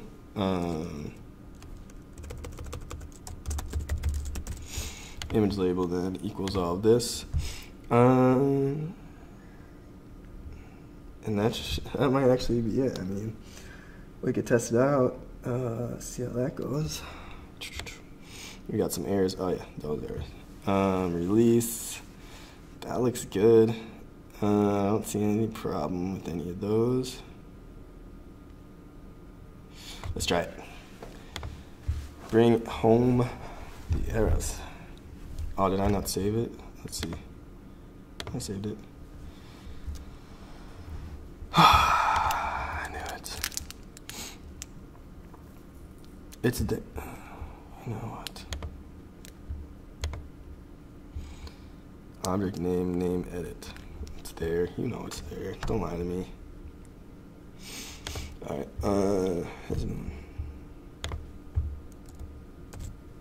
save it one more time.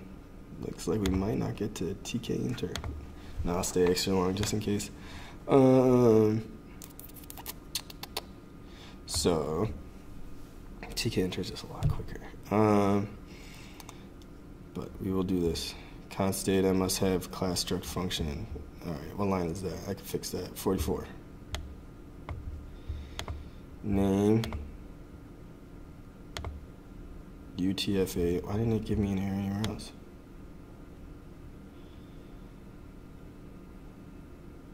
I didn't get to that part yet, but let's see.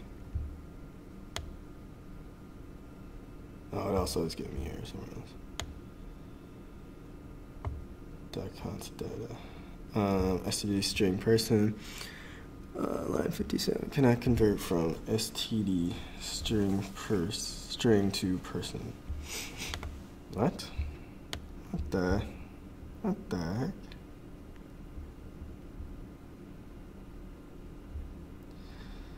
Alright, well, let's, you know it works somewhere. You gotta figure that out. Const data. Ah, I see what happened there. Maybe that's everywhere. So as long as I fix that, UTF-8 should be function.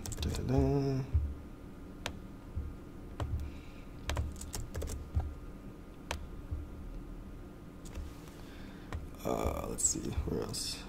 Up here.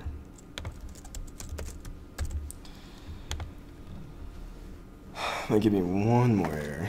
I feel like those other errors will go away once there's no more errors. The ones about name edit, number edit, and email edit, but maybe, I've been wrong. Hey, cool. All right, so you still can't see these, but they're there. I'll work on that, but that's the least of our worries, but we'll try it. Zach, 555, 555, 543, 2. Zach at gmail.com. Yeah, spelling is not great today.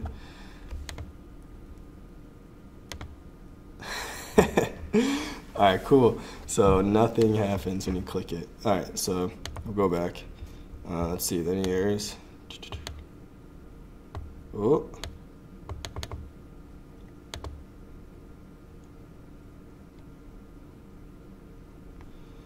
Yeah, add contact button.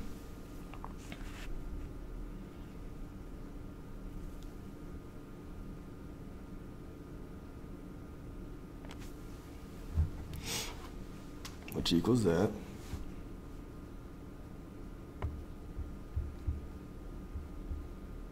Connect. Yo, Sixers going on a roll. Alright, let's figure this out.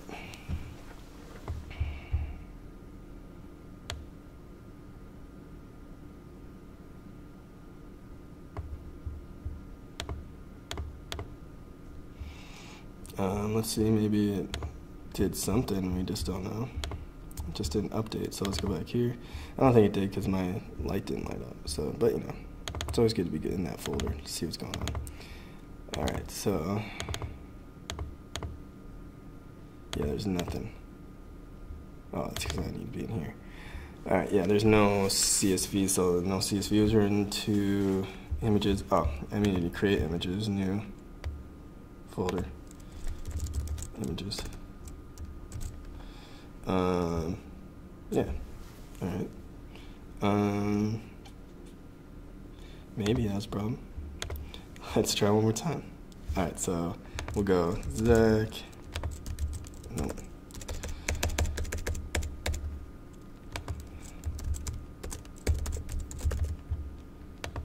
Yeah, that wasn't the issue. All right. Dun, dun, dun. I don't know, man.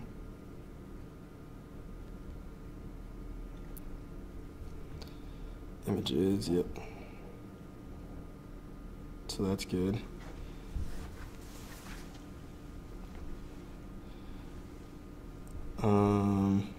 Let's go back here.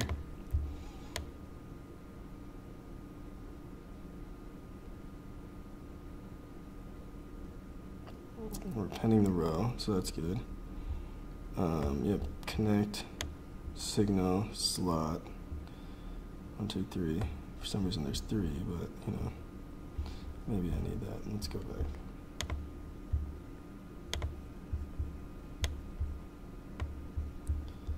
Oh, there's 3 there. What the fuck?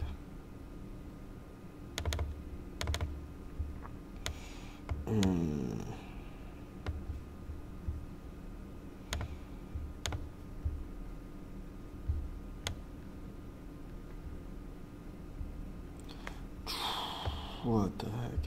Alright, go back up here, make sure, yep, add contact button. I mean, I meant to make sure that that's add contact button, so, what do you want? Nothing.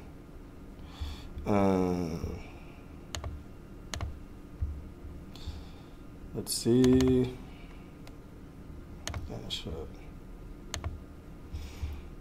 This is add contact button, you know? Some things just don't go your way. Oh, but we'll figure it out. So, add contact function, UI, add button, name line, Q push button, add button.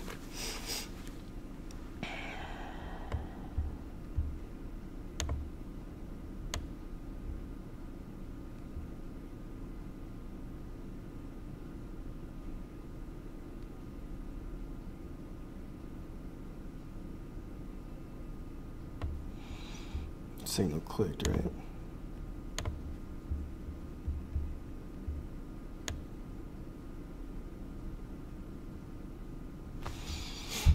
I don't know. I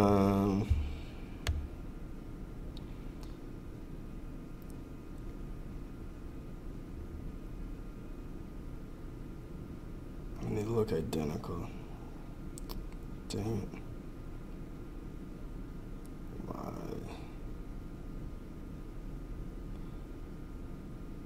Interesting.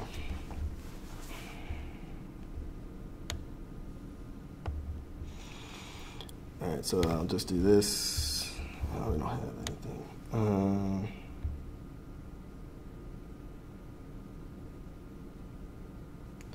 Why would it not be going in here?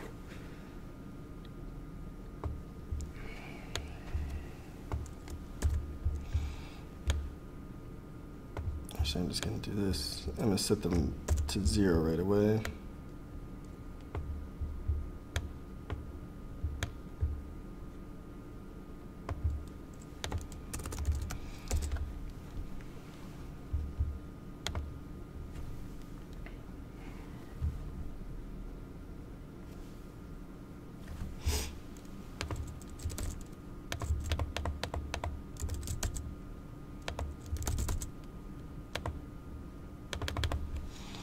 So it's not even registering it. I just can't figure out why.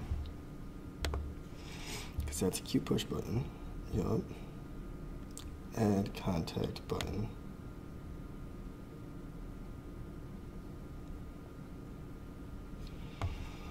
So when you click it, something should happen.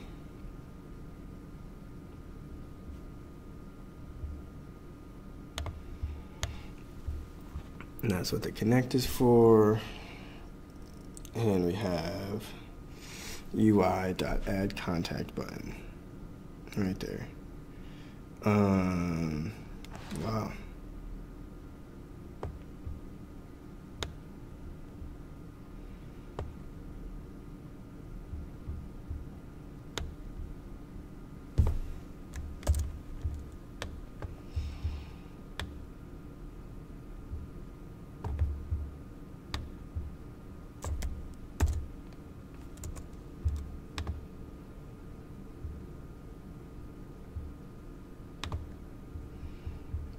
Maybe I spelled it wrong. I don't know. Yeah, I forgot C's. That's good news. Oh boy.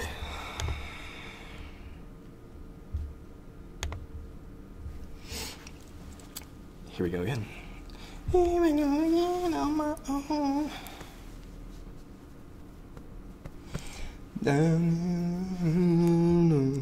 Alright, Zach. 555 432 Zach at gmail.com.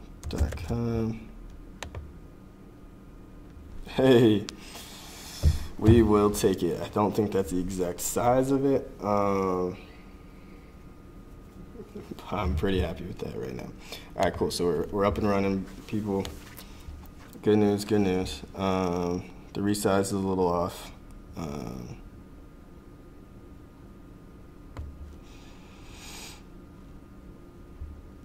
Yeah, I don't know. Oh, maybe. Well, we'll go back to see if this is the. Yeah, it's a real. That's a long size.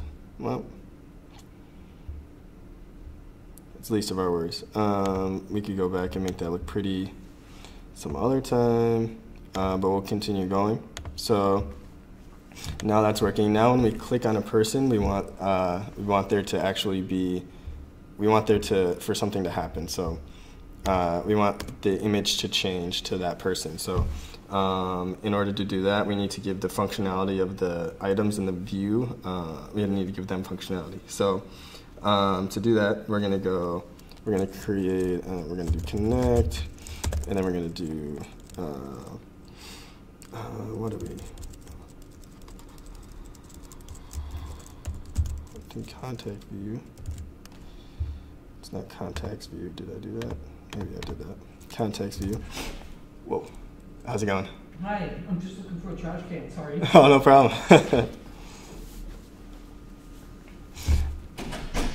So contacts view, and then we're going to do signal.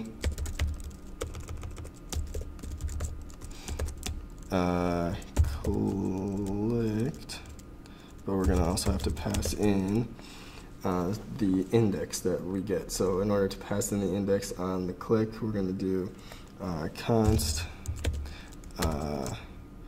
Q model index, and then we're going to pass the address of that. All right, so then we have one. Nope. All right, and then we're going to do comma this, comma slot, and then we're going to do change image, and then we're going to have to also pass in this as well.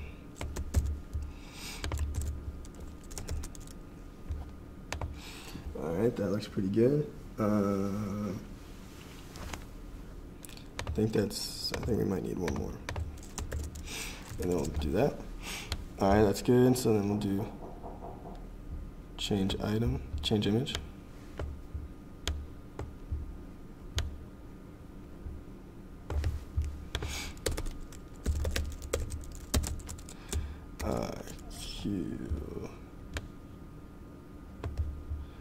Q address book.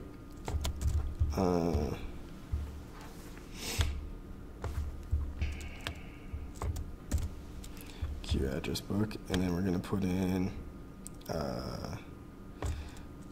what did I speak? Change image. Change image. All right, and then what we need to pass in is I can't.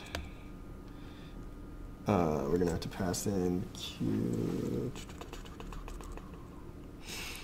That same thing that we have up here, except for we're going to call the actual index of it. So, oh, I'm going to sneeze.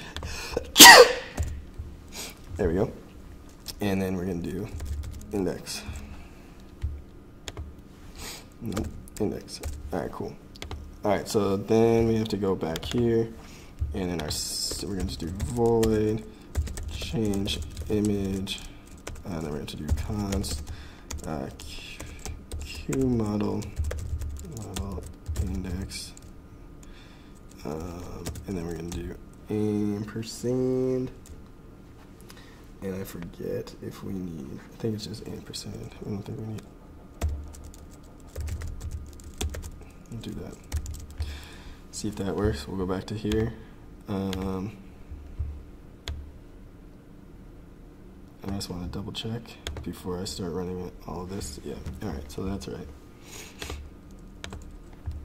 So we go here, we're coming down, go to address book, change image is now defined. All right, so this function is kind of short. So we're gonna do for, and then we're gonna do auto I, ampersand I. We're gonna iterate through our people, and then if I dot get name equals index dot data dot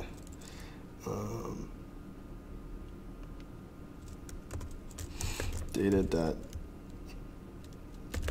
toString dot to UTF-8, all this conversion again, you gotta love it.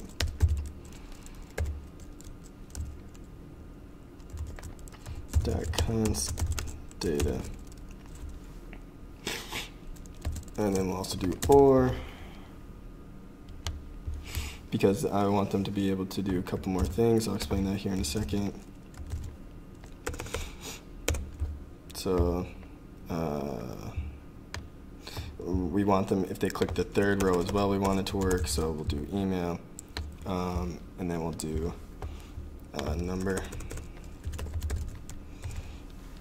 If they click the second row, then we want something to happen. What do we want to happen? Just want to make sure that I close that. Yep.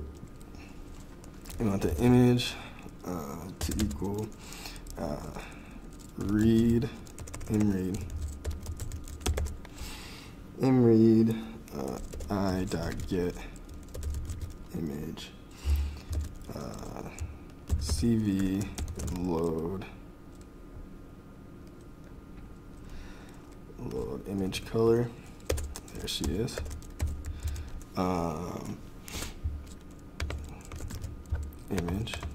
Image equals it. And then we have to convert it again to all that jazz. CVT color, image, CV color, underscore BGR, 2 RGB, nope, GB. All right, and then we have to, I'm just gonna go up and set that image label again. So we're gonna go up here, we're gonna copy that.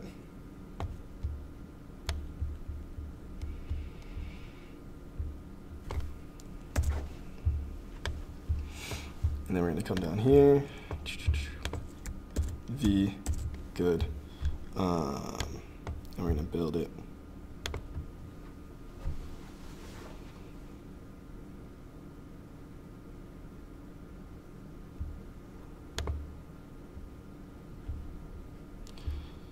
UTF-8 must have struct function. What do I call UTF-8? Oh, I think toString is also a function. So definitely is also a function. You can't just call a variable like that. Here we go. And now we'll try it one more time. Nope. All right. Well. Get image. Where is it? I get image. I keep dropping my function.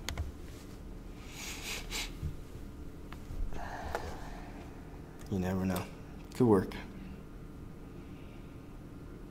Wow, it works. All right, so if I click this, yeah, we got it. Yep, I keep clicking. All right, cool. And I'll add another one to do. Let's go Joe 333 456 1222. joe@gmail.com, and then we'll do add contact. So as you can see, it switches. The size is still a little off, and these are off, and we have a couple more things to do, but we're getting pretty close. So all the functionality within here is done, so that's pretty awesome. We're gonna go back to here, and we're gonna try to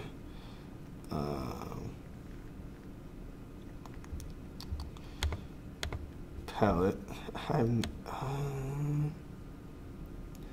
just gonna try to change all of it to 3158,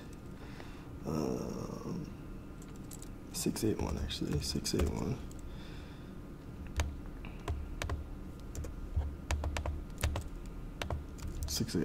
All right. I'm gonna copy that. Copy. Nope, not button text. Oh, well, for this one, why not?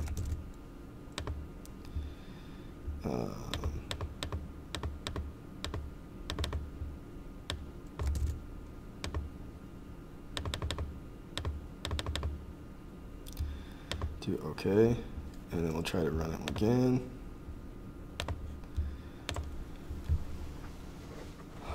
Nope, still nothing. Let's keep going. Let's keep trying, guys. I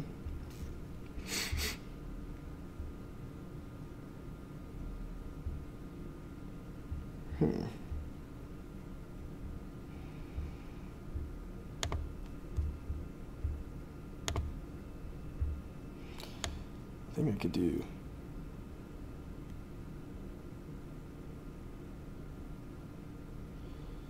text, dark, text. Well, just change all of them. And then I'll go back to the other one because, I mean, this is a silly thing, but why not try, you know? And I'll build it one more time before I go to the other guy. No. Actually, I'm going to do something.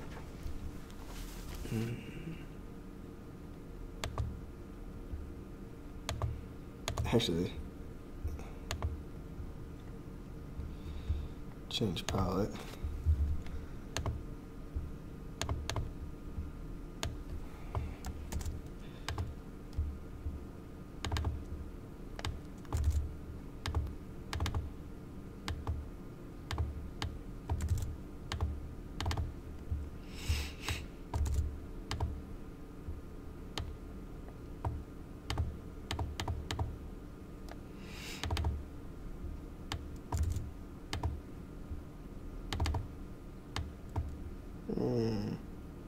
Yeah, we're gonna change that.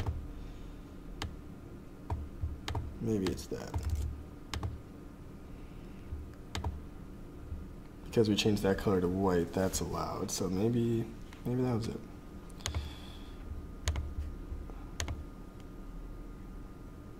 Hi. Let's see.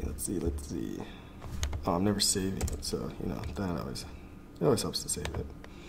Do not want to watch Arduino right now. Are you kidding me? What else do I have to change? Change everything. What do you want from me? We'll change the palette one more time. Try to see if there's anything. I can't see it, so I'm gonna go here one more time. Change style sheet. And then I'll go, what is this? It's a table view. Table view. Why not? Color. Let's try that. Apply. Okay.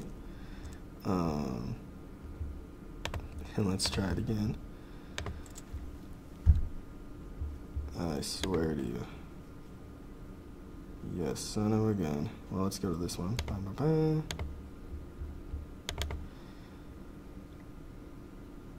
Nope, that's not what I wanted to happen. I want this guy to go away for a second. Save. I don't know why. No, not like that. Why do you do that and the other one does it? Oh my gosh, it would do this to me. Alright, well, good enough for now. So let's do some other stuff. So in order to, we're going to change the logo at the top. So we're going to, and this is the right one, right? Yeah, address book. All right.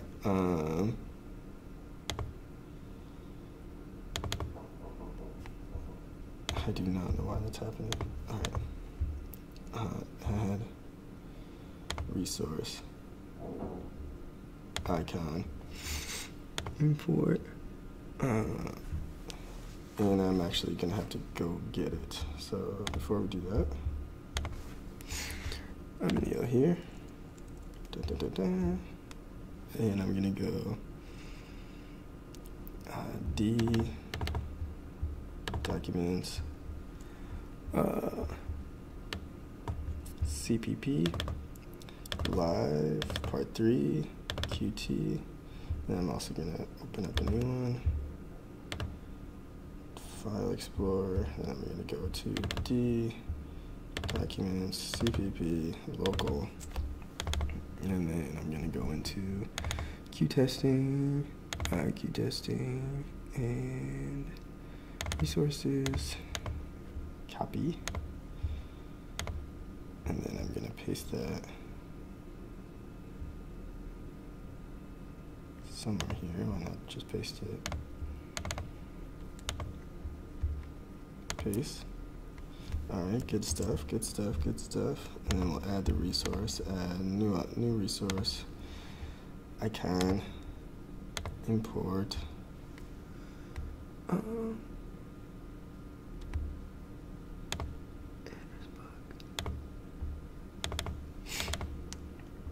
I'll just copy the file path to it. So I put it within here. And then it's gonna be /fav icon, because it doesn't want to show up. So icon, import.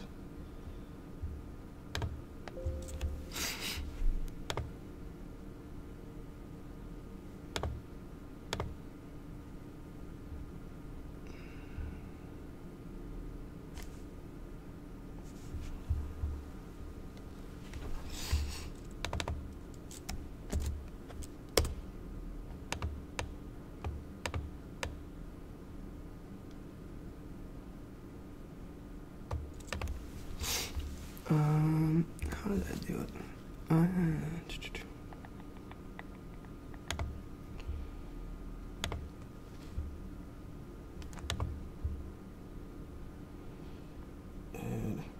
resource.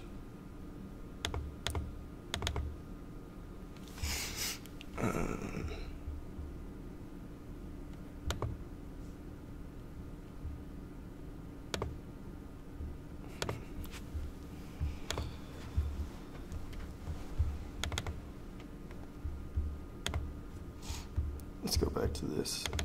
Don't open like that. Are you kidding? Oh my gosh, I'm gonna. Yes. Alright, well, for some reason, all of my stuff is just not functioning. It's alright. We'll get there slowly but surely, hopefully. Alright, QT address book.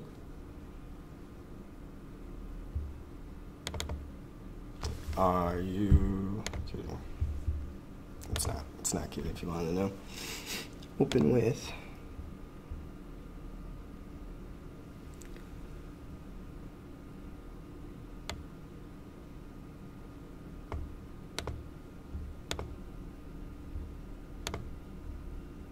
There we go. We're back, baby. All right, resource.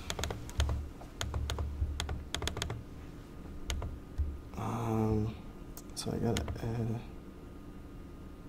resource.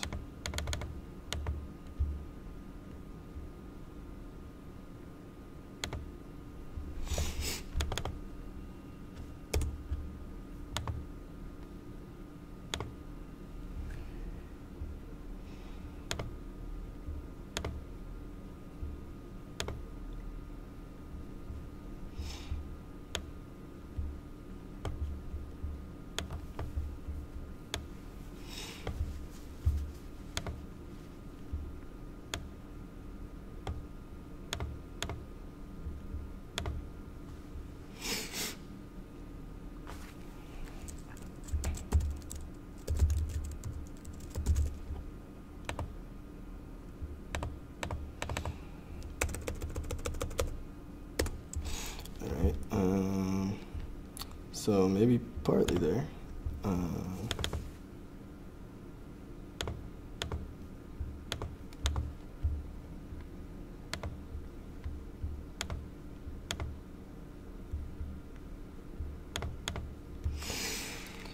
Alright, well,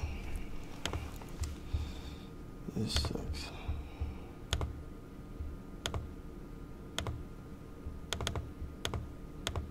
There it is, people. Except not all of it changed. And then we'll just do, come on, change, buddy, change. Why didn't it change? Shit, I don't know.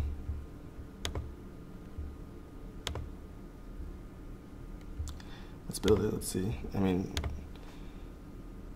it's supposed to have changed. We'll find out though.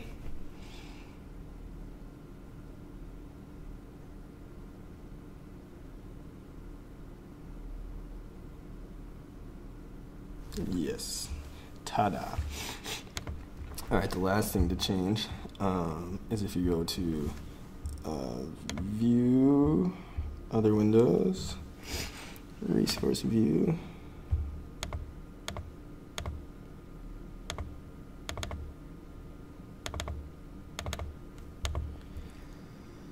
Delete. Delete.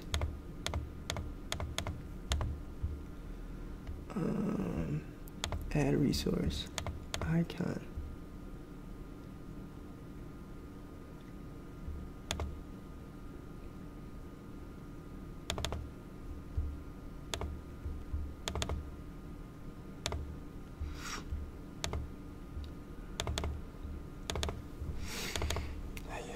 All right.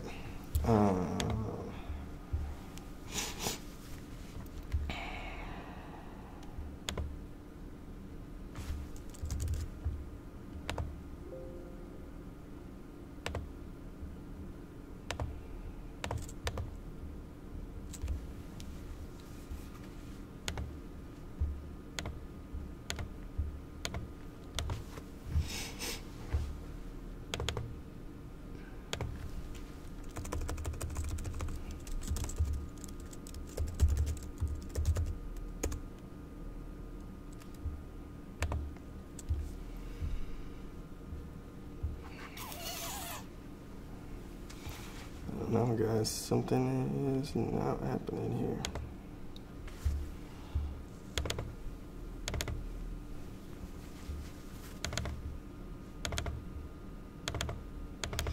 Man, it'll be nice when I get it, though.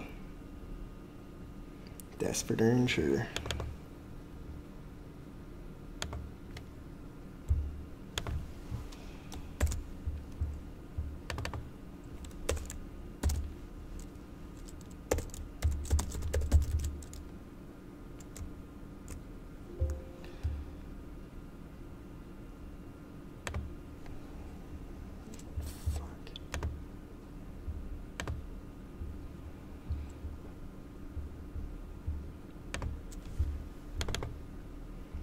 There that is.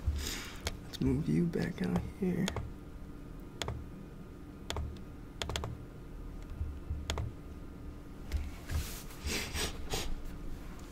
Oh shit.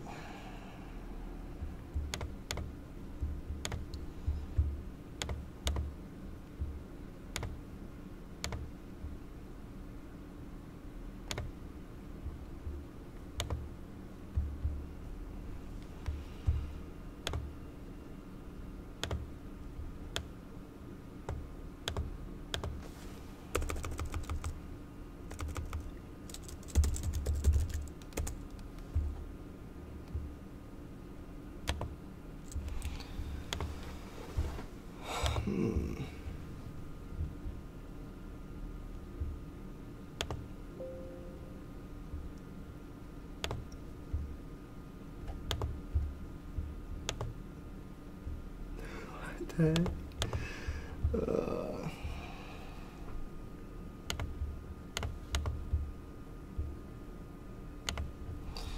Try one last thing. No, I'm gonna keep going until it works. I can't believe this is so many things. So many today.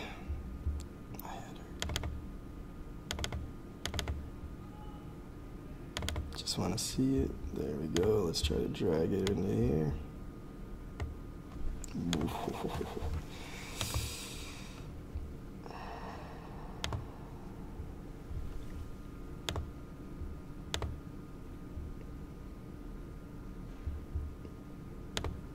Oh, that's why.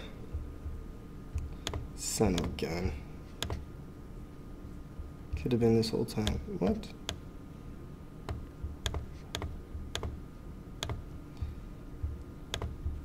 So I open this up. Okay.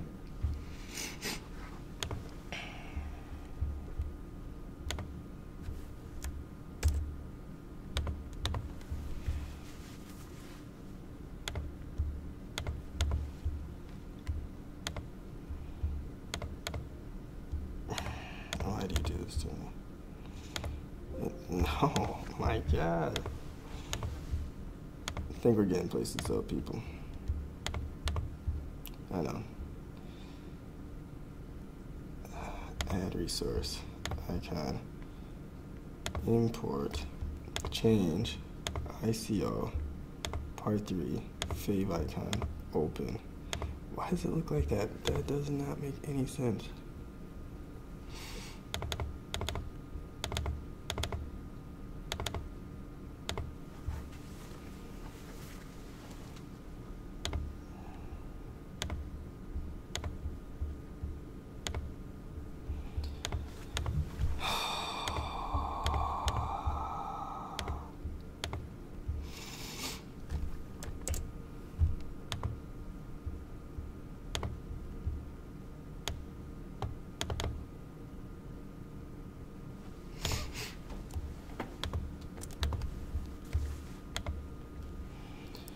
Alright, let's see. So put it in that folder maybe, might help. Add resource. There we go. Import.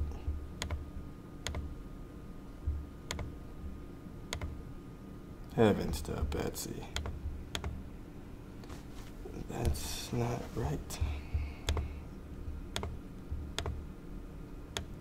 It's just not right.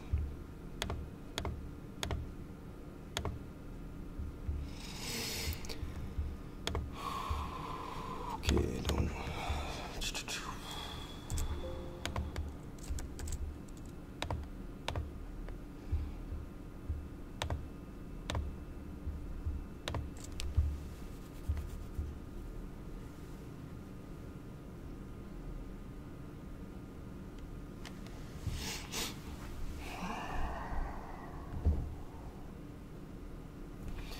Yeah. Oh my gosh. And the other one got moved as well. Guys, today, I'll tell you. Today. Choose resource file. Man. Me oh my. Oh, now that changed, of course. Hey, I mean, that's not bad news. I mean, whatever. Alright. Here we go again. One more time. Wish I could go back in time and just tell you guys to skip past all this nonsense. Oh, alright. My problem solving. Nope, we want to go to local problem solving. Class 4. Nope. And then we're going to go get. I copied it, I thought, right? I didn't move it. Oh, I copied it. Copy and paste method, right? No. Hey, there you are. Copy. Alright. And then I'll come here. Paste. See that. Alright.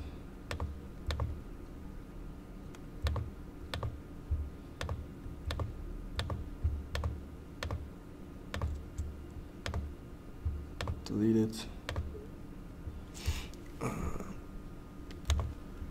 Add file. Resources. Boom. Open. Okay.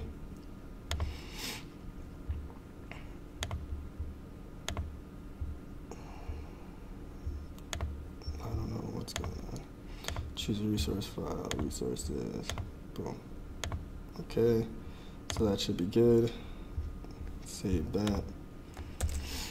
All right, then we'll go back here, delete this son of a gun. Then we're gonna go and we're gonna save that as we deleted it. And we're gonna go. We're gonna add resource. ICO, import. This could be it, boys and gals. Whew. All right, save it. Save it.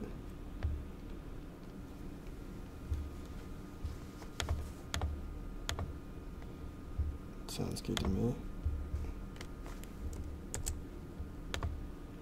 All right, so since save that, then we go back to Solution Explorer. And then if we were to build this again, oh my head. What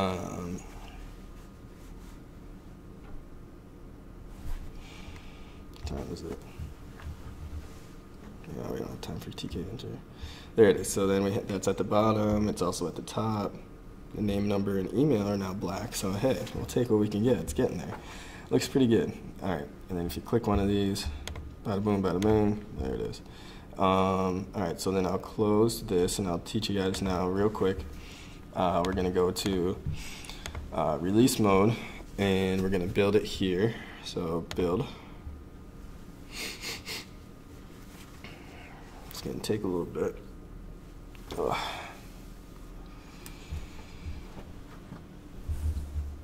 And just exit it. And then we'll go here.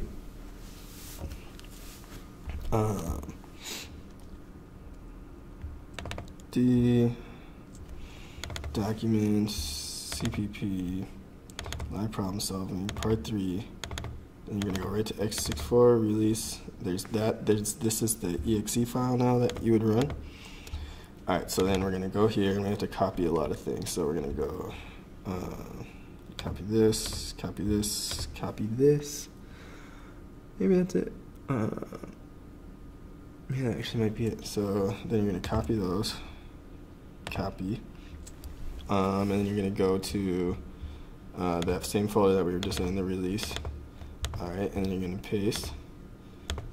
All right, and then you're gonna go to here, and you're gonna go cd data, cd data, cd data, cd data. And then you're gonna go cd part 3. CD x64 ls cd what? Oh yeah, cd qt tab cd x64 cd release. All right, ls, and then we have all those things. So then we're gonna have to run. We're gonna run win-deploy, which is a Qt program that gives you all of the files. So win-deploy. Deploy documentation.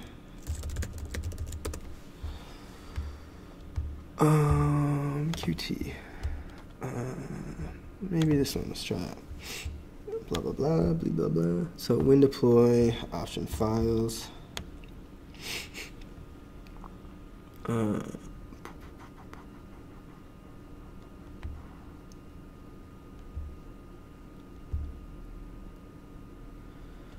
Alright, I was gonna give you more than that, but didn't.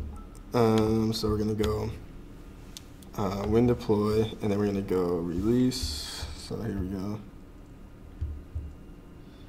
Where is it? Win-deploy.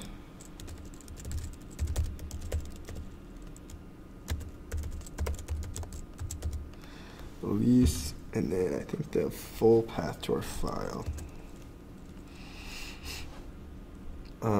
Actually, I'm going to try to just run Qt. No, I think we have to do the full path. Maybe not though, let's try this. Qt address book.exe.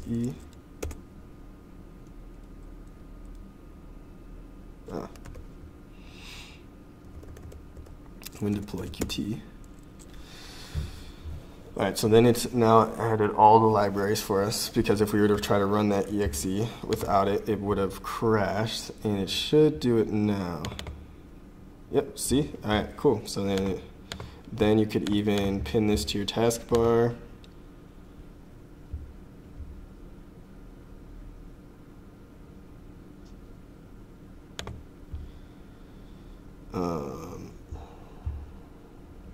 I think I pinned it to start, so it's probably in here somewhere. There it is. Run that, and there it is. Or you can create a desktop shortcut, and it'll work as well. I don't see where I can do that, but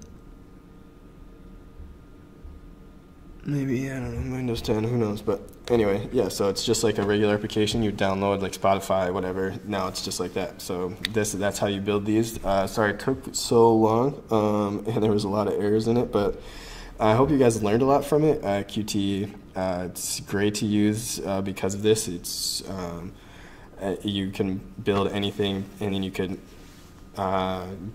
give it to people, and they would think a professional made it, so it's really nice. There are some learning curves with it, just because it's kind of like a dictionary that you don't know. You have to keep looking up all the documentation and whatnot, but it's a really nice thing to learn. I wish that went a little bit better, but I hope you guys can go back, look through the code, and kind of see what's going on. Maybe in the next video I'll explain it a little better. But yeah, so it's really nice to use, and it usually doesn't go that poorly, and you can also look up the documentation as you go.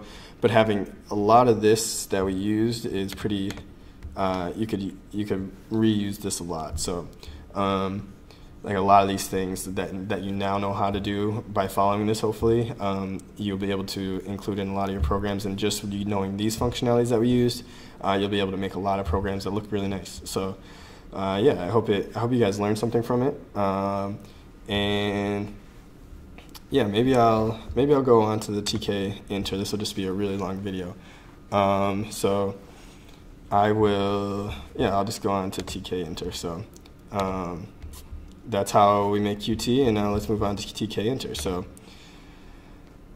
all right, so we downloaded all those. Cancel download. So now we're in this release, and that's what we kind of want to do. We want to go to here, and we want to go to part 3. Nope, this, and then we want to go to release, and then we want to new folder. Oh yeah, releases won't know anything about the releases that release files. So I'll take that out so that you guys can see all those. But yeah, so new file, and I'll call this Tkinter address book. So this is actually going to take a really quick time. So the other one just took a golly long time. And then new file, and then we're also going to do helper classes .py. All right, so in the Tkinter, we're going to need to import from Tkinter. Import star, and then that might be all we need. Def main, and then we're gonna go here. No, if name equals main, and then this is gonna be this is going to be root. We actually need one more thing. Hold on. We're going to go from Tkinter, and then we're also going to need from helper classes,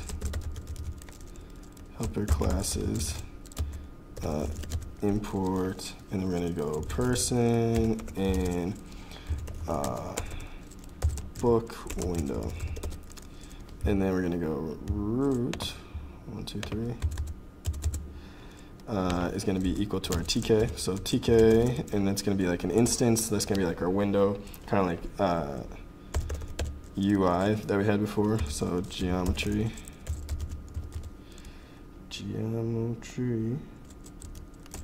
and then we're going to do 0 x 0 plus 0 plus 0. Actually, we don't need the zeros in there. We can actually just do this, because those will be formatted, .format, to be whatever you want your screen. So I'm going to do 800 just because I did it before. Actually, I'm going to do 830 just because I did it before. And then we'll go app equals, we'll go app equals boot window, what we're importing, window. We're importing, and then we'll pass root to it, our UI. And then root.main loop, so keep everything open really is what it is until you hit like the X or an error, something happens, or you close the system. All right, so then helper classes, we're gonna need to go to our book, and we're gonna need to open address book.py, maybe I had that open, I don't know. And we're gonna need to import all this. Very similar to what we did before with the, when we made that header file. And then we're also going to need another class called book window. You would assume it because we used it in the other one. And then actually we're going to pass a frame in here. We don't usually init, well, definite. Def init, and then we're going to do self master equals none, and that's just saying that if there's nothing's passed, set it equal to none. Frame dot init self master BG, we want to be white. So it looks very similar to the other thing, to our Qt. Self dot master equals master. So it might be none, or if something's passed there, it might be something else. Self dot, and then we're going to initialize our window with this init window function. There we go. Def init window. We might pass master that, I forget. And then yeah, we're gonna pass oh no, we have self.master, so we don't really need self.master dot title. Zach's book, just like before. And then we're gonna do well, we have everything, so we're gonna do self.frame equals imread.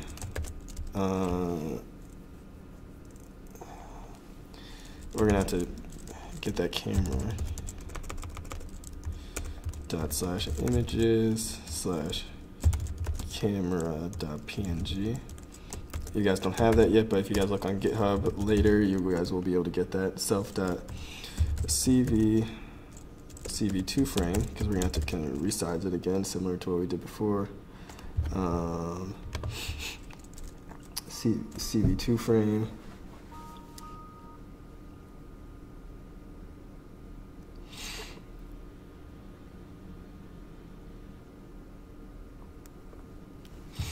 cv2 frame equals cv2 dot cv2 color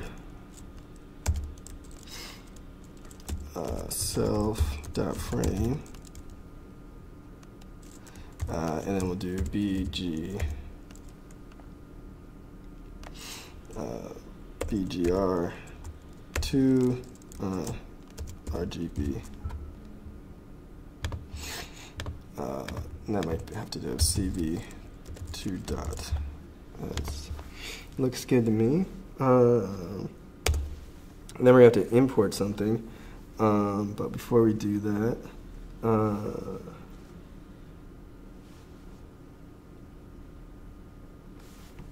we're going to do self.image equals image dot from array array cv2 frame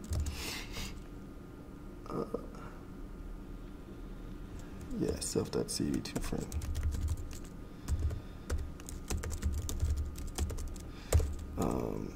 Before we run any of this, we're gonna have to then self.photo equals image tk.photo image self.image, and we're going to use self.label equals a label, which is provided by tk, image, which equals self.photo, self.label.image equals self.photo. You need this, or else the photo would be blank after a while. It doesn't hold on to it unless you call this. So photo, okay. And then we're going to place that self.label.place on the screen, and x equals 10 and y equals 320.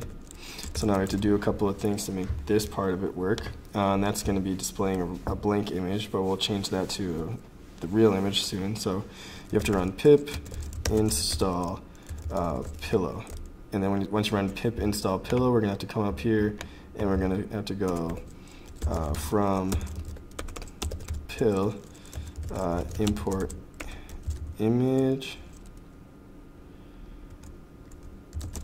tk and photo image, and then we have that, we have image tk.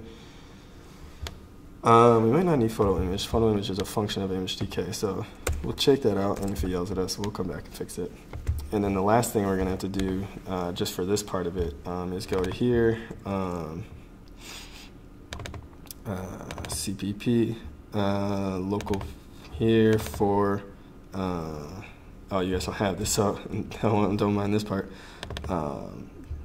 x64 release images, and I'm just going to copy this, copy, boom, boom, boom, boom, boom, boom, boom.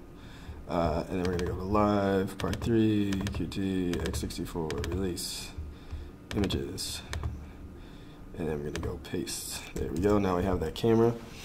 All right, cool. And then we're going to close it. Well, I'm going to close it. You guys don't have that. All right, so then now we're going to do self.master dot icon and icon bitmap, and then that's going to be default. It's going to be equal to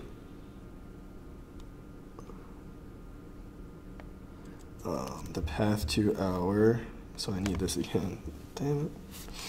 Alright, so documents, CBB, live problem solving, part 3, qt, x, release, images, nope, resources, blah, c,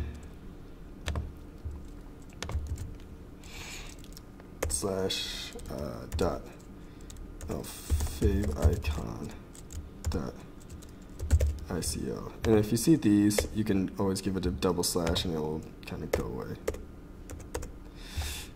Or you can do that combined with this.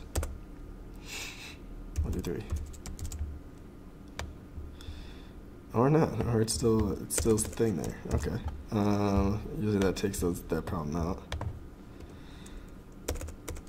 The other thing you could do is just kind of give them all backslashes. It should still work the same. Instead of forward slashes. Dun, dun, dun, dun, dun.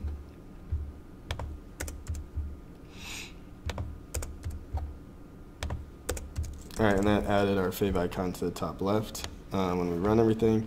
All right, so now we'll get to the good stuff. So 4, 5. All right, so now we're gonna add our buttons, the labels, self dot add contact button, and that's gonna equal a label, and the label is gonna be contain self, so that that's putting it on the screen where it's gonna go. Cursor equals hand 2, text equals, we're going to do add contact just like before, contact, there we go, font is equal to Arial, 12, why not, and then height is equals 1, I think, and width equals 14. All right, cool. And that is gonna be our button. So then we're gonna have to self dot button and contact button dot bind button 1, and then self dot add contact. So this is saying that button 1 means the left click button. So when this is clicked, it's adding an event for that. When it's clicked, it will go to this add contact function, and then we'll place it. So self dot place x equals 800, y equals 70. All right. And then we'll define our entries. Well, actually, we can define the rest of our labels as well. All right. Control C. Control V. Control V. Control V. All right, sweet. So we're actually going to not need this to look like this, because that's for it to look like something to click, and these labels are just going to be the labels that say name, number, and email. Name, number, and email. There you go. And then this one's going to be self dot name entry number entry and email entry. All right, good stuff. That looks pretty good. And then you're just going to have to place each one. So self dot name entry dot place, and I'll put that at x equals 0. No, x equals 50 sounds good. 50. Y equals 0 though, because these are the, oh, alright, name labels. I'm not at the entries yet. Sorry guys, again. Label,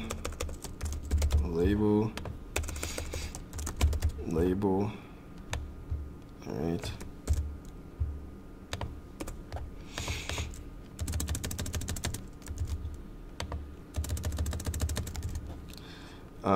And then this one I'll put it as like 350, and this one I'll put it like 550.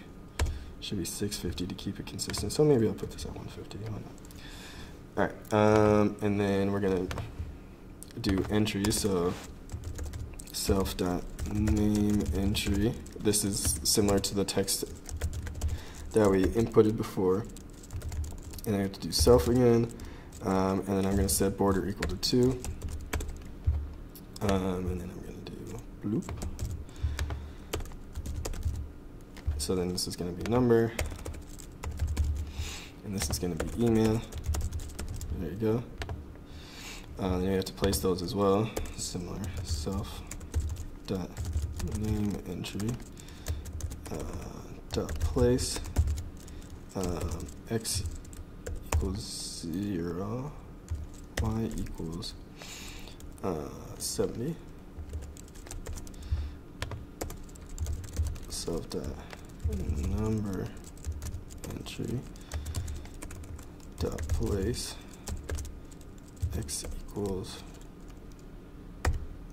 250. I'll go 300.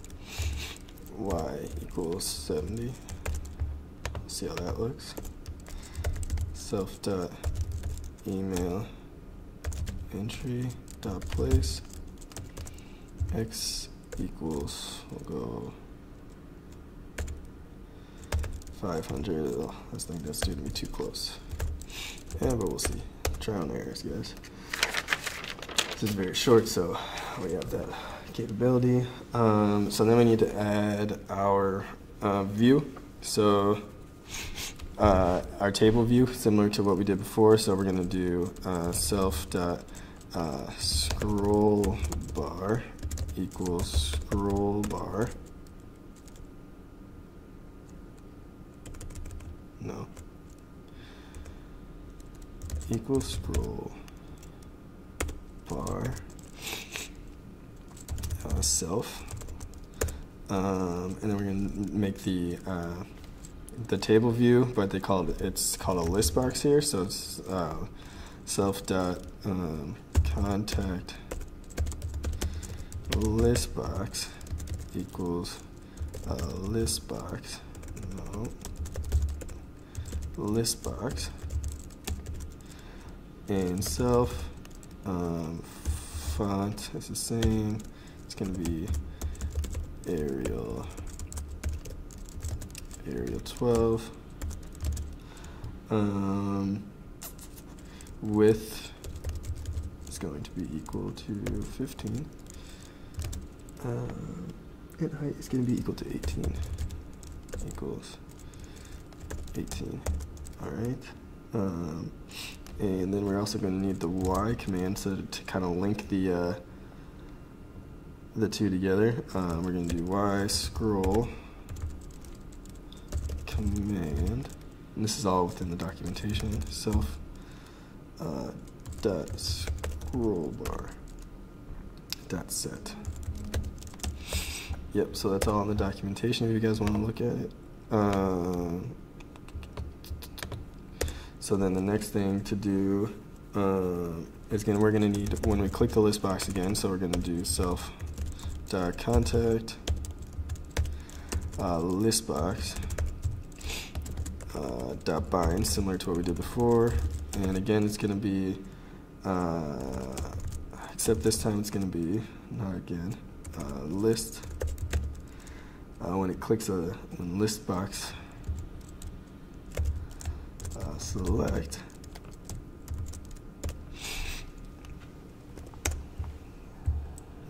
to list box. So when something is something is selected in the list box, we're going to want to do self dot show image. Very similar to what we did before, and then finally self dot scroll bar dot config, and then it's going to be command. This is again to link them. Command is going to be equal to self dot contact list box dot Y view. So to only do it in Y view. So there we go. All right. So then the next thing to do is to give our for I in range len people. We haven't defined people yet, but we will. We're going to do the same thing that we did before. It's going to be self.contact listbox dot insert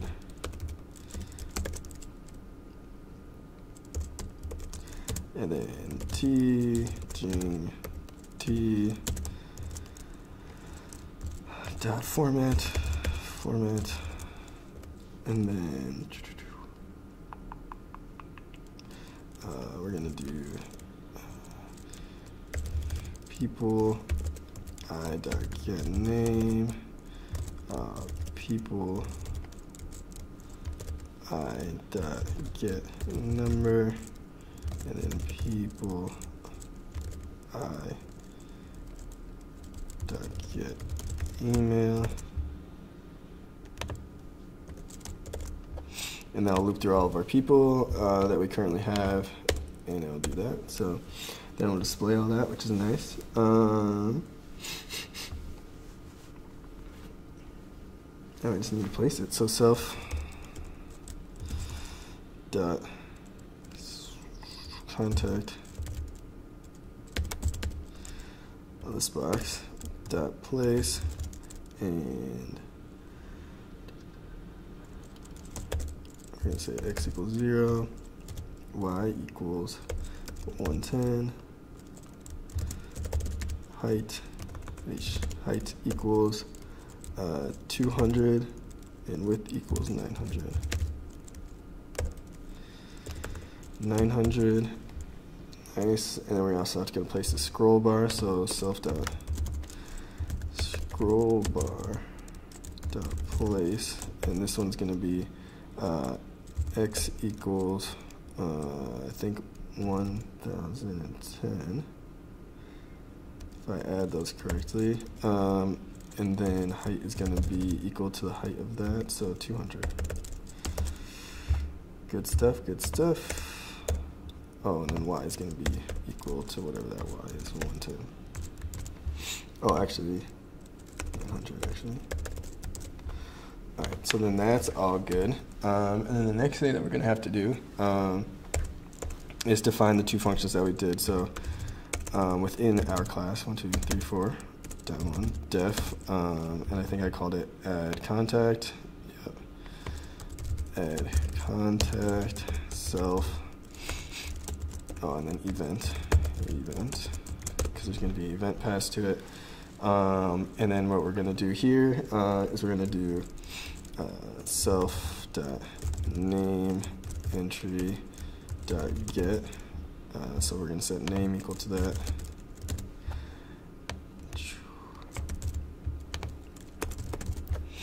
And then we're going to do number,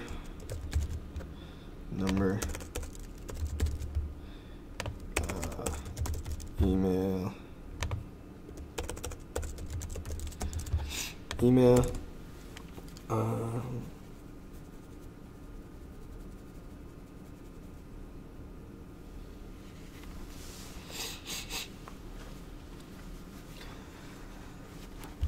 so we're going to have to now go and grab the video stuff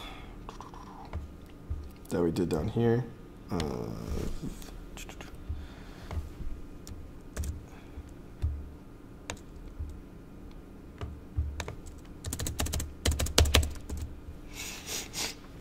So then we're gonna, there we go, we're doing good, then we're writing it. We don't really have to wait, I don't think. So this all looks good. This is all needed, and then we're going to, except that's gonna be people. People.append, except we're gonna have to resize the image, so we're going to do image equals CV2 resize image 881 by 501. It's going to throw things off on the other guy. 501.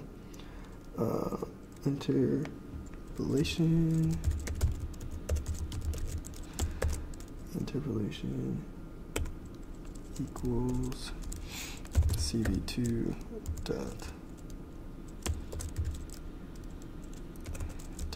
enter cubic.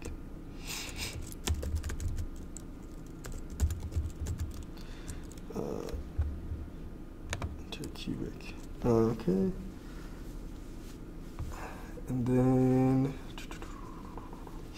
we're going to insert to the, so right here we're going to insert to the box. So we're also going to go self dot contact list box dot insert, and again we're going to do boom tab and then we're gonna format dot format name, email, nope, number, email. All right, pretty good so far.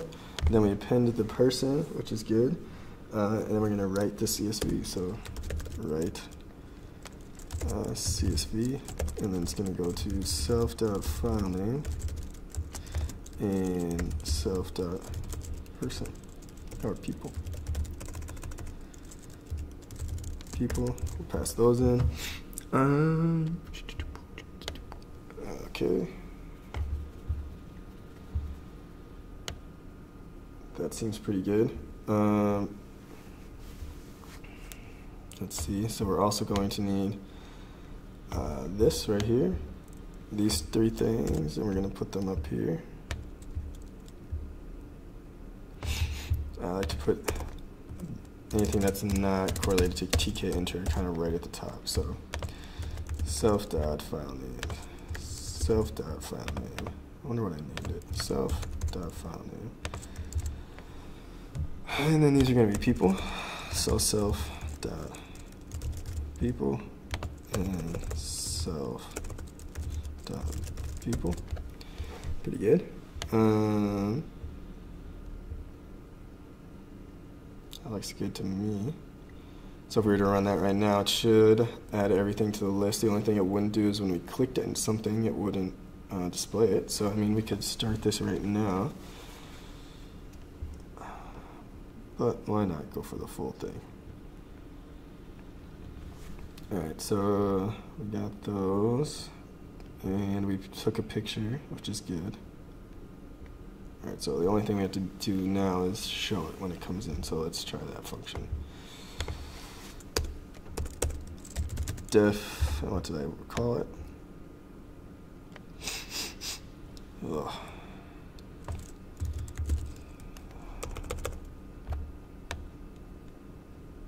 Show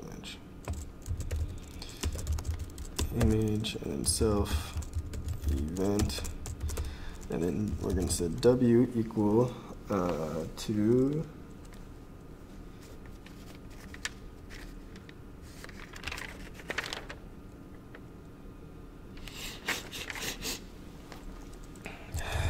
event dot widget, and then we're going to set index equal to integer of w dot cur selection 0. It's getting the index. And then we're going to do this whole thing with the frame again. All up here.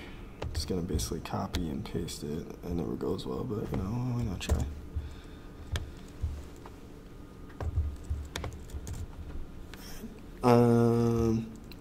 Equals imread people index dot get image. Oh, did I capitalize those? Yeah, I did. Okay, I just have to go back and do that. All right, that should be it, and that should be good to go.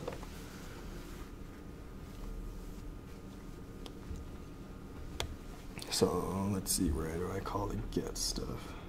Dun dun dun dun dun dun dun dun dun. Right here.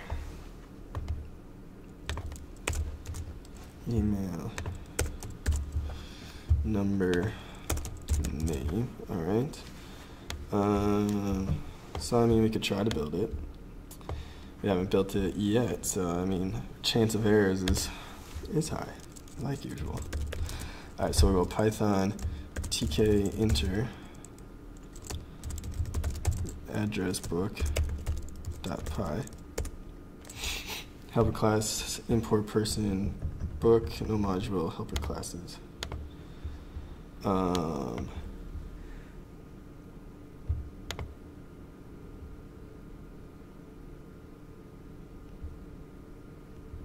Okay.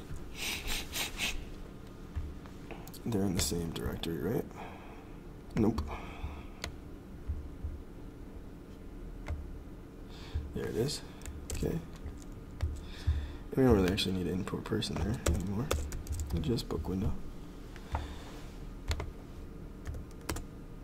Okay. That's an error.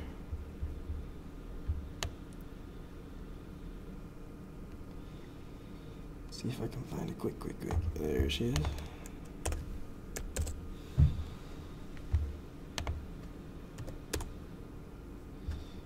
Frame is not defined.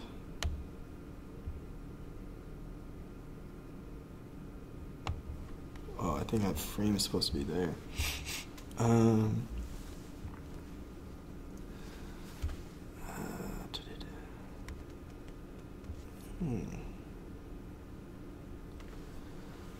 Interesting. All fun things. Frame.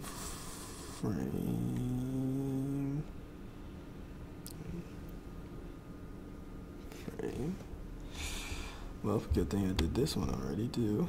So, where did I do it? So I'll close this up quick. Add project folder.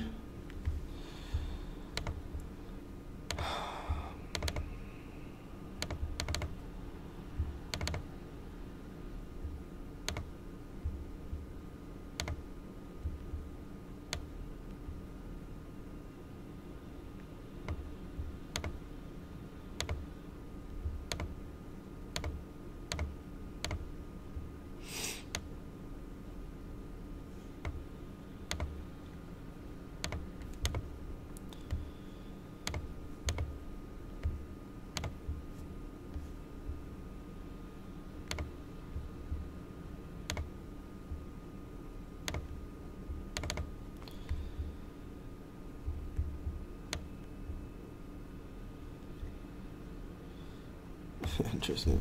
Let's see. Okay.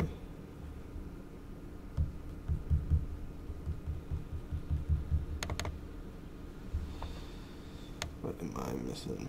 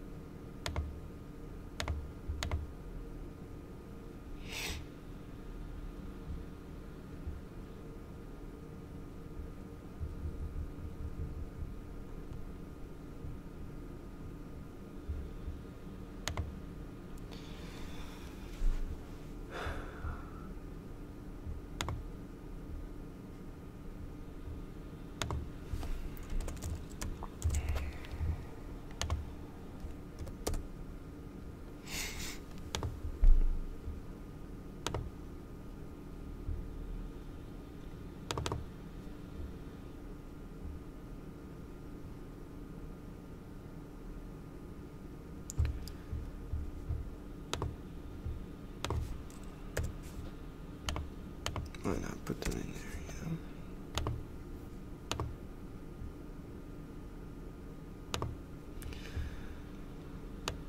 What the hell?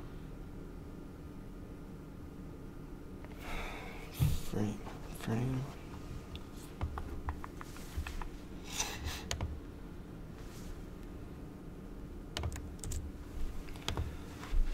Def init self master equals none.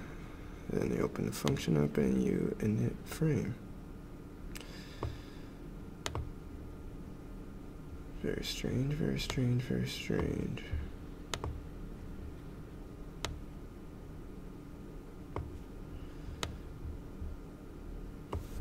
I don't know. Maybe. Ah, you freaking.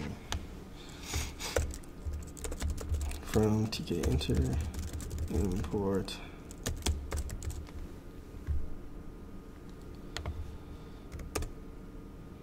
Okay, cool.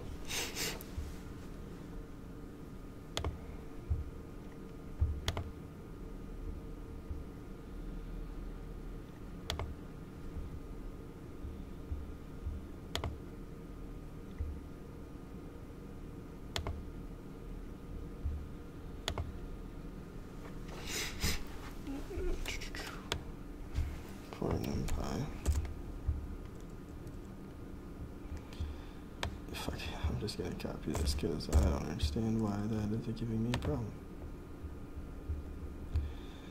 That's why. I'm gonna take 0 position about 1 with given. Upper class. Go back down to book. Self. Ay, ay, ay. Man, we're gonna be here all night.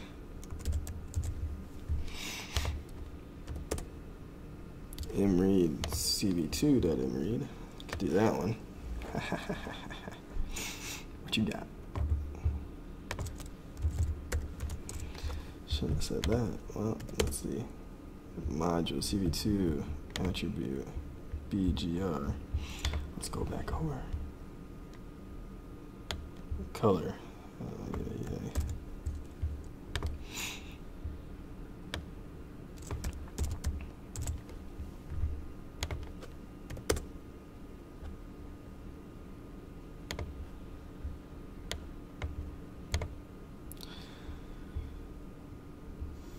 Oh, did I spell form array?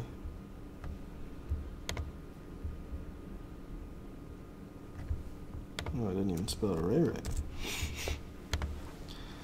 Well, guys, we'll be here a while, don't worry. Photo image, and I might need to include photo image. Photo image. And let me see, is it included up here? No. Okay, cool.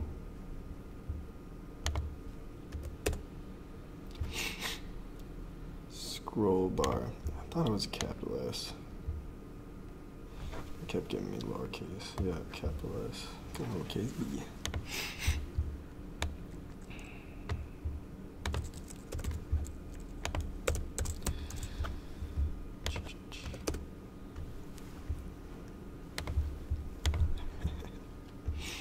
So let's get a look at the documentation.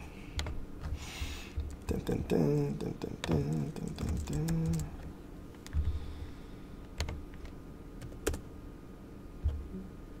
People is not defined. You're right, self.people.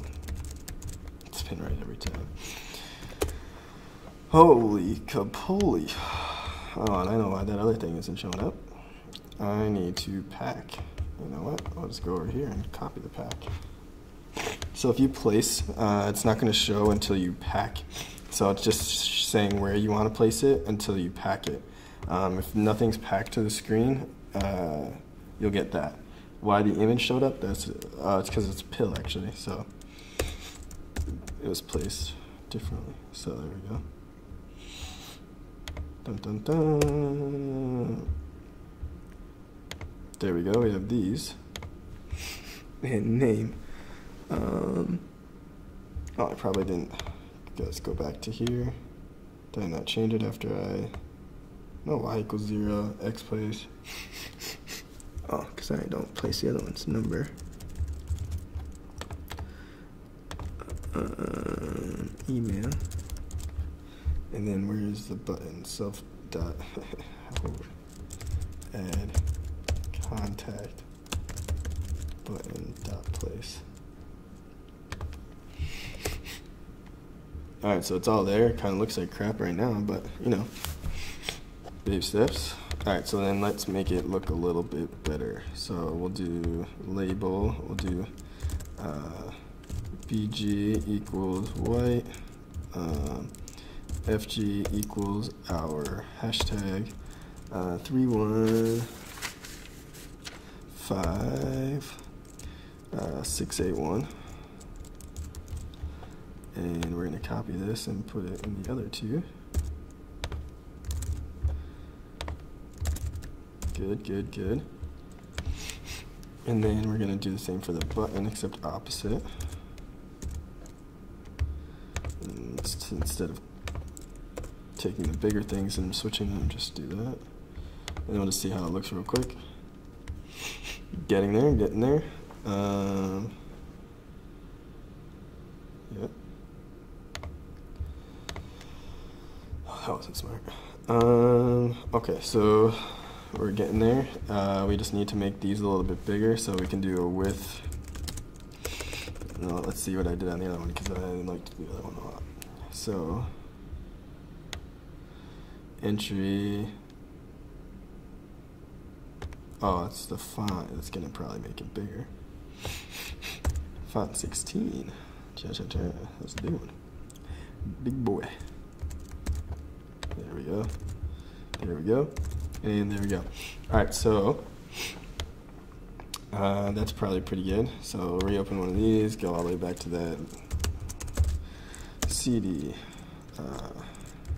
documents, CPP, live, part 4. Yeah.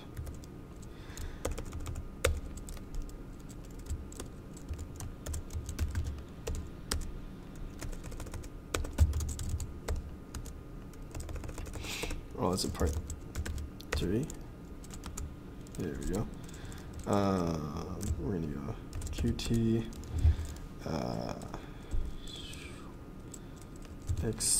QT again, I think. QT no. X64 release. Are we there? .py? Yep, Python. Probably have to click up a couple times because I was just running that. Yeah, there we go. Okay, so we're gonna move name over to the left. Number seems pretty good, and email seems pretty good. We need to move email probably to the right a little bit. All right, that's pretty good. All right, name a little bit to the left, I say. So we'll go 120. Email is gonna have to move a little bit to that way, and then this guy is gonna have to move a little bit to the 250 mark, and then that might be good. Let's try one more time. All right, that looks good, except for name and number may move to the left a little bit. All right, so I'll go 80, and this one's gonna go down to 310, and then we'll see how that goes. Maybe that was too far, but I like it. All right, cool. So now let's see if it works. What did I call this file? It is addressbook.csv.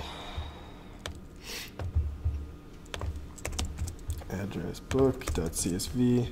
And then we should read in people if that's working right. Oh, no.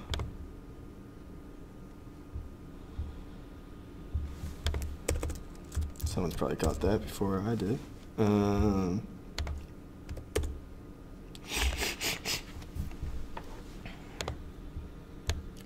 you kidding?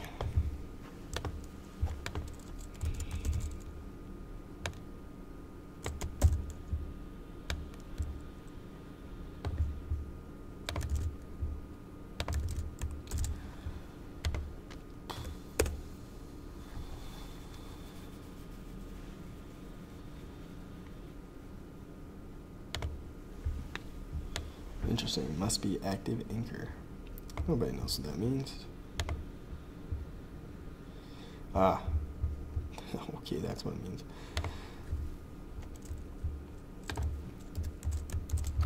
And then when I go down here,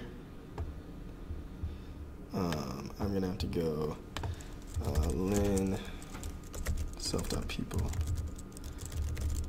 People, I think. Let's go back over here just to double check.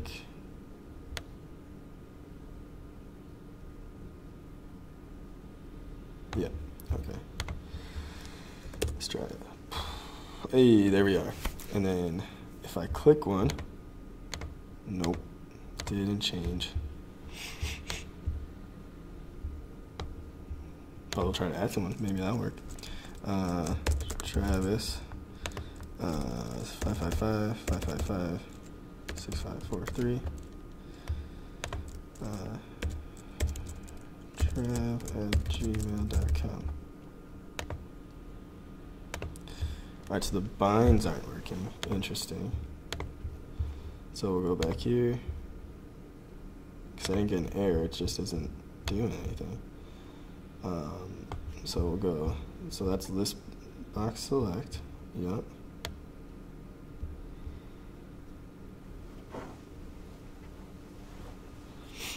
Oh, just button one, and then this one's list box select. Okay.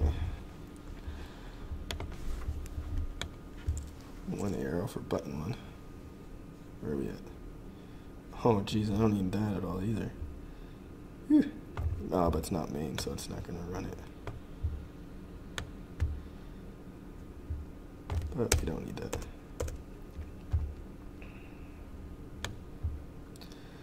Alright, this should be it, guys. Don't you worry. Dun dun dun. Alright, list box, select, and button one.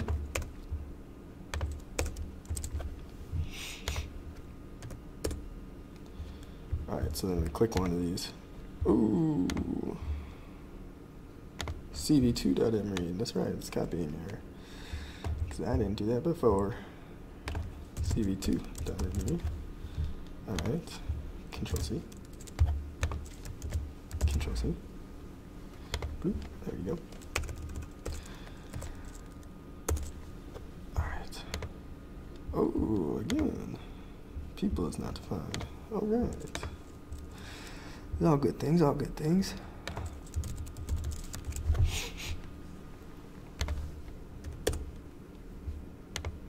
Oh, the whole thing is just color. Here I go again on my own. Let's just go over the whole thing. Oh yeah. Oh jeez Louise. Oh, and this is photo image. Alright, that should have been the last one. I should have ran it again just because. Just to get that one more error. I bet we got one though. Hey, hey, those are me. Alright, Travis. Oh no. 1, 2, 3, 1, 2, 3, 3, 4. Trav@gmail.com.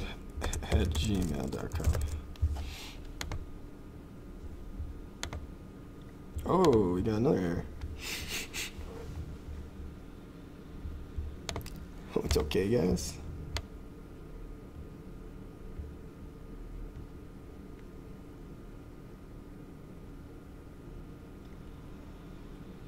So let's see. Let's go to the add contact. Email. Nope. Cap video 2. Cap.read. Cap.read. Image resize, imwrite.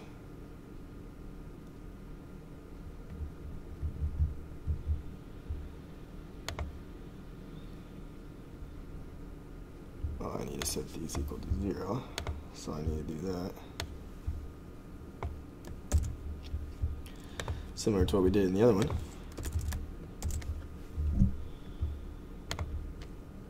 That's not the issue though.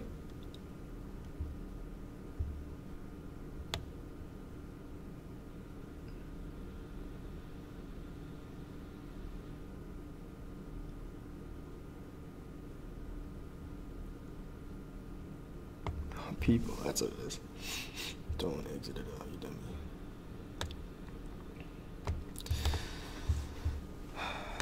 Again, people. Why you gotta be? Why you gotta be so? Self-taught people. Self-taught people. Alright, this is it. This is it. I know it. Trap. 1, 2, 3. 1, 2, 3. 1, 2, 3, 4.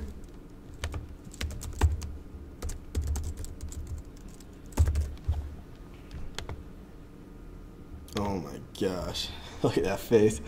It's a face of it. This is great. Oh yeah, these are different sizes, so that's what's gonna happen. I don't know why they're different sizes, but you know. Because that one thing was a different size. I don't know. Whatever. But yeah, you can go back and figure out what dimensions the other images are, and you could even make this the size of that image. Yeah, you could definitely tinker around to make it just like the other one. I haven't tried this yet. I doubt this. I don't even know. But we can go back to documents, live, problem solving. Qt, and then trav. Hey, look, it works. So that's a full thing. So that's interesting why it's not going all the way to the other side. I'll look at it quick, just to check. I'm not going to spend too much time on it. But I am going to close most of these things besides this, so when we go to check that, yeah, it goes to label, image label, which is what we want, so size image label. Interesting. It's the same thing I do for the other one, so I don't know. I'll close this though. I'll post all these. I'll go to here so that it doesn't do a weird matrix thing. Yeah, so this took a really long time, a lot longer than I thought. Qt I kind of got messed up there. I probably should have looked at the documentation for you guys while I was doing the whole thing. That might even take a really long time as well. It's just kind of a long thing to do, but once you get it, it's nice to have something like that that you can show to people. It's for when you really are proud of something, or you put a lot of work into something, you give it a graphical interface, and it just makes it that much better and that much easier to use to other people, sometimes for yourself as well. And it's just kind of a gratifying look for Qt, and it's kind of, it gives you an exe, it kind of makes you more standoutish. The Tkinter is just nice for Python, just because then you could add buttons and stuff, and it's a lot easier to see everything going on. So I would go with Tkinter to get anything that you're trying to think of doing. It's a lot faster. And then Qt, I would do once you have everything laid out. You have a C++ that kind of works well, all these functions that work well together, and then you implement them. So it was kind of we went down a lot of wrong paths. Hope you guys stuck through it, because you can learn some really good things from it. Next class, we're going to stop with the Python and the C++ for right now, and we're going to go into Node.js. And the reason for that is that I was going to teach sockets, and I think that sockets and threading, and I think that going through Node and setting up a website will give you a good idea of sockets better than you would have if we didn't go through that. And then weirdly threading as well, because Node is going to be asynchronous, so we'll go through that. That'll be a lot quicker. Those tutorials will be a lot quicker. But yeah, with this, if you got all the way to this point, again through my errors. Hi. Sorry, are you? I'm just finishing up. Yeah, I just finishing up. We just have this room reserved till 9, but I just ran a little long. Okay. I'll just be done in like a second. Yeah, thanks.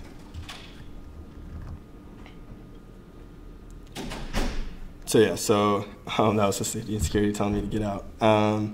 But yeah, so if you can get to these points, you're pretty golden for Python and C++. You can kind of get as far as you as a normal person. The next thing would be to set it up so that other people can download to their computer. But yeah, then threading, and then the next thing would just be setting up a server, and then machine learning, and then you're kind of good to go on all programming aspects. All right, that's it.